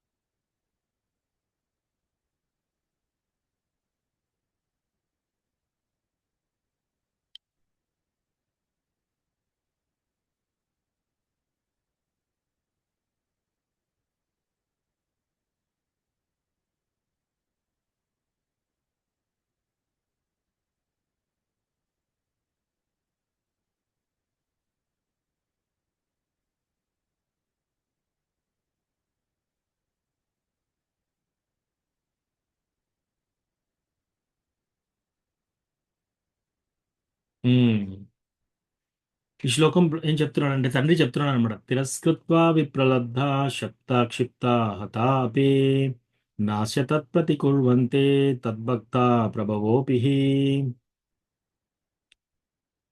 అంటే ఎవరైనా భగవంతుని భక్తులు ఎంత టాలరెన్స్, ఎంత భరిస్తారు అంటే, వాళ్ళని ఎవరైనా అపకీర్తి పాలు చేసినా సరే, వాళ్ళని ఎవరైనా మోసం చేసినా సరే, వాళ్ళని ఎవరైనా శపించినా సరే, వాళ్ళని డిస్టర్బ్ చేసినా సరే, వాళ్ళని పట్టించుకోకున్నా సరే, వాళ్ళని చంపినా సరే, వాళ్ళంట పగ తీర్చుకుందాము అని ప్రయత్నం చేయరంట ఈ భగవంతుని భక్తులు. సో తిరస్కృత్వ, వాళ్ళని తిరస్కరించిన, విప్రలబ్ధ శప్త క్షిప్త హత అపి. ఏంటేంటి చేశారు? భగవంతుని యొక్క భక్తులంట వాళ్ళని, వాళ్ళ పేరు అపవిత్రం చేసినా సరే, వాళ్ళను మోసం చేసినా సరే, వాళ్ళని శపించినా సరే, వాళ్ళని డిస్టర్బ్ చేసినా సరే, వాళ్ళని పట్టించుకోకున్నా సరే, వాళ్ళని చంపినా సరే, ఎదుటి వాళ్ళను పగ సాధిద్దామని అనుకోరంట. సో ఆయనే బాధపడుతున్నాడు. ఆ బాలుడు తండ్రి ఆయనే అనుకుంటున్నాడు అనమాట. ఇవన్నీ అనుకుంటాడు. ఇంత పెద్ద మహారాజు, ఆయన చనిపోతే మనందరికీ విపత్తు వస్తుంది. ఈ నా యొక్క కొడుకు చేసిన పని చాలా చాలా చాలా పిచ్చి పని చేశాడు. ఆ ఇప్పుడు ఆయన వచ్చి పనిష్మెంట్ ఇస్తే అట్లీస్ట్ దీనికి సరే ఏది. కానీ ఆయన పనిష్మెంట్ కూడా ఇవ్వడే, ఎందుకంటే ఆయన వైష్ణవుడు కాబట్టి అది దైవ నిర్ణయంలాగా తీసేసుకుంటాడు. అట్లీస్ట్ ఆయన వచ్చి పనిష్మెంట్ ఇస్తే కదా ఈయన పరిస్థితి అని. కానీ దానికి రిపర్కషన్స్ కొన్ని ఉన్నాయి ప్రభుజీ. అంతకుముందు బ్రాహ్మణాస్ ఏదైనా చెప్తే వాళ్ళ నోట్లో నుంచి ఏదైనా శాపం అలా వస్తే అది నిజంగా జరిగేది. కానీ ఎప్పుడైతే ఈ శమిక ఋషి కొడుకు శృంగి అలా చెప్పాడో వాళ్ళ పవర్స్ అన్ని పోయాయి అనమాట. సో అట్లా కొన్ని జరిగాయి. కానీ కొడుకును ఎందుకు దండించలేదు అంటే, అక్కడ దండించినా అక్కడ జరిగే తేడా ఏమీ లేదు కదా. అక్కడ తండ్రి దండించినా కూడా తండ్రి కూడా చాలా సత్వగుణంలో ఉన్నాడు ఇక్కడ. సో ఆయన ఏంటంటే జస్ట్ కుమిలిపోయి బాధపడుతున్నాడు తప్ప ఆయన చేసేది కూడా ఏమీ లేదు అక్కడ. ఎందుకంటే ఆయనకు అర్థమైపోయింది, ఆయన డివోటీ వైష్ణవుడు కాబట్టి ఎట్లాగో నా కొడుకుని శిక్షించడు. ఆ నా కొడుకుని వచ్చేసి ఆయన శిక్షించినా బాగుండేది, కానీ ఆయన అలా చేయడు, అది దైవ నిర్ణయంగా తీసుకుంటాడు అని అలా బాధపడుతుంటాడు అనమాట. అది అర్థమైంది. బట్ ఆయన కూడా ఈజ్ మోర్ పవర్ఫుల్. ఆయన చాలా పవర్ఫుల్ కదా, ఆయన ఉపశమనం చేసుకోవచ్చు కదా. ఆయనకు ఇవ్వలేదు అది. అంటే పవర్ఫుల్ అంటే ఆయన బ్రాహ్మణుడే ప్రభుజీ, కానీ ఈ శాపాన్ని ఉపశమనం చేసుకునే అంత శక్తి ఆయనకు లేదు. అట్లా ఉంది అని ఎక్కడైతే చదవలేదు మరి. అదొక పాయింట్. రెండోది ఇంకొకటి, సి ఇక్కడ ఆచార్యాస్ ఏం చెప్తారంటే, పరీక్షిత్ మహారాజ్ వెళ్ళి ఈయనను క్షమించమని నన్ను అడుగుదామని ఆయన అనుకుంటాడు, కానీ వెళ్ళి ఆయన ఇంకా సిగ్గుపడిపోతాడు నేను వెళ్తే, ఆయన రాడనమాట. ఇప్పుడు ఈయన వెళ్ళి అక్కడ చెప్పేది కూడా ఏముంటుంది, నా కొడుకును క్షమించండి అని. ఎలాగో ఆయన క్షమించాడు, ఇంకా ఇప్పుడు మళ్ళీ వెళ్ళి ఇంకా అక్కడ చెప్పేది కూడా ఏమీ లేదు. అందుకని ఈయన కూడా అక్కడికి వెళ్ళడం. Okay, thank you. Thank you. అంటే మౌనంగా ఉండడం, ద్వేషం లేకుండా ఉండడం ప్రభుజీ. సో మాతాజీ, మనము ఇట్లాంటి ప్రాబ్లమ్స్ అయినప్పుడు మనం ఏం చేయాలంటే, ఆ ఎదుటి వ్యక్తి పట్ల ఎస్పెషల్లీ మనము ద్వేషం అయితే పెట్టుకోకూడదు. 100% కరెక్ట్ అది. మౌనంగా ఉండాలా, దాన్ని మనం ప్రతిఘటించాలా అనేది కేస్ బై కేసెస్. ఇప్పుడు మనకు అథారిటీ ఉందనుకోండి, మనం చెప్తే వాళ్ళు మారుతారు. మనకు అథారిటీ ఉంది, చెప్పండి. మనకు అథారిటీ లేదు, మనం చెప్పినా అక్కడ ఏమీ జరగదు అని అనుకున్నప్పుడు టాలరేట్ చేసేసుకోండి. కానీ 2 విషయాలలో కూడా ఏంటంటే, మనల్ని ఎవరైనా అవమానించినా సరే మనం వాళ్ళ మీద ద్వేషం పెట్టుకోకూడదు, వాళ్ళకి చెడు జరగాలని మనం అనుకోకూడదు. డెఫినెట్గా వాళ్ళు డివోటీస్ని హర్ట్ చేసినప్పుడు వాళ్ళకి డెఫినెట్గా కృష్ణ చాలా పెద్ద పనిష్మెంట్ ఇస్తాడు. యాక్చువల్లీ ద్రౌపది ఏడుస్తూ ఉంటుంది అనమాట. ఆమె వత్సాపహరణ జరిగిన తర్వాత మళ్ళీ అడవిలోకి వెళ్ళినాక కృష్ణ ఫస్ట్ టైం వచ్చినప్పుడు ఆమె ఏడుస్తూ కృష్ణ అడుగుతుంది, ఓ కృష్ణ నువ్వు ఎందుకు రాలేదు, ప్లస్ నాకు ఇంత అవమానం జరిగింది అని ఏడుస్తుంటే, ఎప్పుడైతే నీ నీ నీ కురుల మీద దుశ్శాసనుడు చేయి పట్టుకున్నాడో ఆ క్షణమే ఆయన యొక్క తలరాతలో ఆమె యొక్క భార్యలందరికీ జుట్లు తెగిపోయేటట్టు జరిగింది. అంటే భర్తలు చనిపోతారు ఇంకా తొందరలో. ఇంకొకటి, వారి యొక్క ఆయుష్ తగ్గిపోయింది అప్పుడే. సో కృష్ణ భగవానుడి డివోటీస్ ఎవరన్నా సరే ఏమన్నా అన్నా కూడా వాళ్ళకి ఆల్రెడీ శిక్ష అవన్నీ ఫిక్స్ అయిపోతాయి. మళ్ళీ మనం ఎక్కువ ప్రయత్నం చేయాల్సిన అవసరం లేదు అక్కడ. సో మన హృదయం, డివోటీ హృదయం ఎలా ఉంటుంది, మనం ఎప్పుడు కూడా వాళ్ళ గురించి ద్వేషం కానీ వాళ్ళు చెడిపోవాలి అనే స్వభావం డివోటీస్కి ఎప్పుడు ఉండకూడదు. రైట్. ఇంకా అడ్వాన్స్ డివోటీస్ ఏం చేస్తారంటే, వాళ్ళకి ఇంకా తెలీదు. సో ఇది ఒక కథ చెప్తాను మీకు.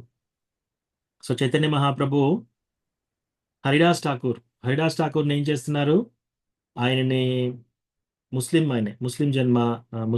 కుటుంబంలో జన్మించాడు. ఆయన ఎల్లప్పుడూ హరే కృష్ణ మహామంత్రం 190 రౌండ్లు 2 రౌండ్లు చేసేవాడు ప్రతిరోజు. అయితే రాజు పిలిపించేసేసి చెప్తాడనమాట, కాజీ నువ్వు ఇది ఆపేసేయి, లేకపోతే నిన్ను చంపేస్తామని. అప్పుడు ఆయన ఏమంటాడు, నువ్వు ఎన్ని ఖండాలు చేసినా సరే, నా ఈచ్ ఖండ ఎన్ని భాగాలుగా చేసినా ఆ భాగాలన్నీ కూడా కృష్ణనామం జపిస్తాయంటే, సరే ఈయనని తీసుకెళ్ళి కొట్టండి అంటే ఆయన వీధుల్లోకి వెళ్ళి ఆయనని కొడుతున్నారు. ఇలా రాడ్లతో, ఇనుప రాడ్లతో కొడుతున్నారు, కొరడాలతో కొడుతున్నారు.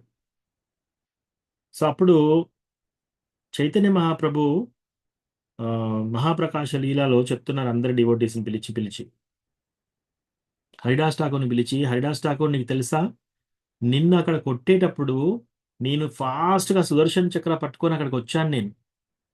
నిన్ను కొట్టే వాళ్ళందరినీ నీ సంహరించాలని ప్రయత్నించాను, కానీ నువ్వేం ప్రేయర్ చేస్తున్నావు తెలుసా, ఓ కృష్ణ వీళ్ళు చేసే పని వీళ్ళకి అర్థం కావట్లేదు, వీళ్ళు చాలా మూర్ఖులు, వీళ్ళు ఏం తప్పు చేస్తున్నారో వీళ్ళకి తెలియట్లేదు, వాళ్ళని క్షమించు నువ్వు అని అన్నావు నువ్వు. సరే అట్లా అని వాళ్ళని చంపాను అనుకో, అందరికంటే ఎక్కువ బాధపడేది నువ్వే.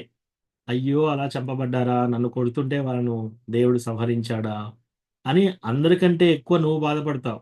నీ బాధ తట్టుకోలేక నేను వాళ్ళని సంహరించలేదు అని.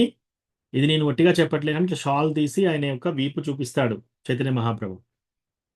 నిన్ను కొట్టే అన్ని నీ బాడీ పైన నా బాడీ పెట్టి ఆ దెబ్బలన్నీ నేను తిన్నాను అని చైతన్య మహాప్రభు చెప్తాడు అనమాట. సో హరిదాస్ ఠాకూర్ ఎలా ప్రే చేస్తున్నాడు ఇక్కడ, హరిదాస్ ఠాకూర్ ప్రేయర్ ఏంటంటే, అతన్ని చంపడానికి కొట్టే వాళ్ళను కూడా క్షమించండి అని అడుగుతున్నాడు అన్నమాట. సో అది ఒక వైష్ణవుడి యొక్క స్వభావం. సరే మనం అంత స్థాయిలో లేకపోయినా సరే మనం ఫస్ట్ వాళ్ళ మీద ద్వేషం పెట్టుకోకూడదు. ఎందుకంటే ద్వేషం పెట్టుకుంటే మన భక్తి జీవితం చెడిపోతుంది. సో ఫస్ట్ స్టెప్ మనం అట్లీస్ట్ వాళ్ళని ద్వేషించకుండా ఉండాలి. సరైన యాక్షన్ తీసుకుంటే తీసుకోవాలి ఆ అవసరం ఉంటే. ఒకవేళ అది అవసరం లేకపోతే మనం టాలరేట్ చేసి వాళ్ళ మీద ద్వేషం పెట్టుకోకుంటే సరిపోతుంది. రిపీటెడ్గా అయితే యాక్షన్ తీసుకోవాలి. ప్రభుజీ వాళ్ళను మనం ద్వేషించకుండా ఉండి మళ్ళీ వాళ్ళతో మనం సంప్రదింపులు లేకుండా మౌనంగా ఉండొచ్చా ప్రభుజీ? మరి వాళ్ళని దూరం పెట్టేసి మనం మౌనంగా ఉండొచ్చా? ఉండొచ్చు మాతాజీ. కృష్ణ వాళ్ళని మార్చమని ప్రే చేస్తూ మనం మౌనంగా ఉండొచ్చు. ఎస్, సేఫ్ డిస్టెన్స్ లో ఉండాలి. వాళ్ళని కొంచెం డిస్టెన్స్ లో పెట్టి మనము మాట్లాడకుండా లేకపోతే వాళ్ళకి దూరంగా ఉంటే సరిపోతుంది. సరే, ఇది నిజ జీవితంలో జరిగే సంఘటనలు కదా ప్రభుజీ? అవునవును మాతాజీ, అవును. So even with in Vaishnavas, even with in devotees లో కూడా ఎవరైనా అపరాధాలు చేసే డివోటీ అట్లా మనకు కనపడ్డప్పుడు మనం ఏం చేయాలంటే వాళ్ళని ద్వేషం చేయకూడదు, వాళ్ళని ఆపలేము, వాళ్ళకి మనం చెప్పే అధికారం మనకు లేదు. కాబట్టి మనం వాళ్ళతో సేఫ్గా డిస్టెన్స్లో ఉండాలి. మాట్లాడకుండా సేఫ్గా డిస్టెన్స్లో ఉంటే తప్పేం లేదు. ఇన్ఫ్యాక్ట్ అట్లా ఉంటే మంచిది. ఎందుకంటే ఇంకా అటువంటి అపరాధాలు ఎక్కువ కాకుండా చూసుకుంటారు కాబట్టి. థ్యాంక్స్ ప్రభు. హరే కృష్ణ. రెస్ట్ తీసుకోండి ప్రభు, చాలా టైం అయిపోయింది మీకు. Okay, yes, thank you so much. వాంఛాకల్పతరుభ్యస్య కృపా సింధుభ్యైవ చ పతితానాం పావనేభ్యో వైష్ణవేభ్యో నమో నమః. హరే కృష్ణ ప్రభుజీ. Thank you Prabhuji. కృష్ణ ప్రభుజీ, ధన్యవాదాలు. Thank you so much. Thank you Prabhuji. ధన్యవాదాలు. ధన్యవాదాలు. హరే కృష్ణ.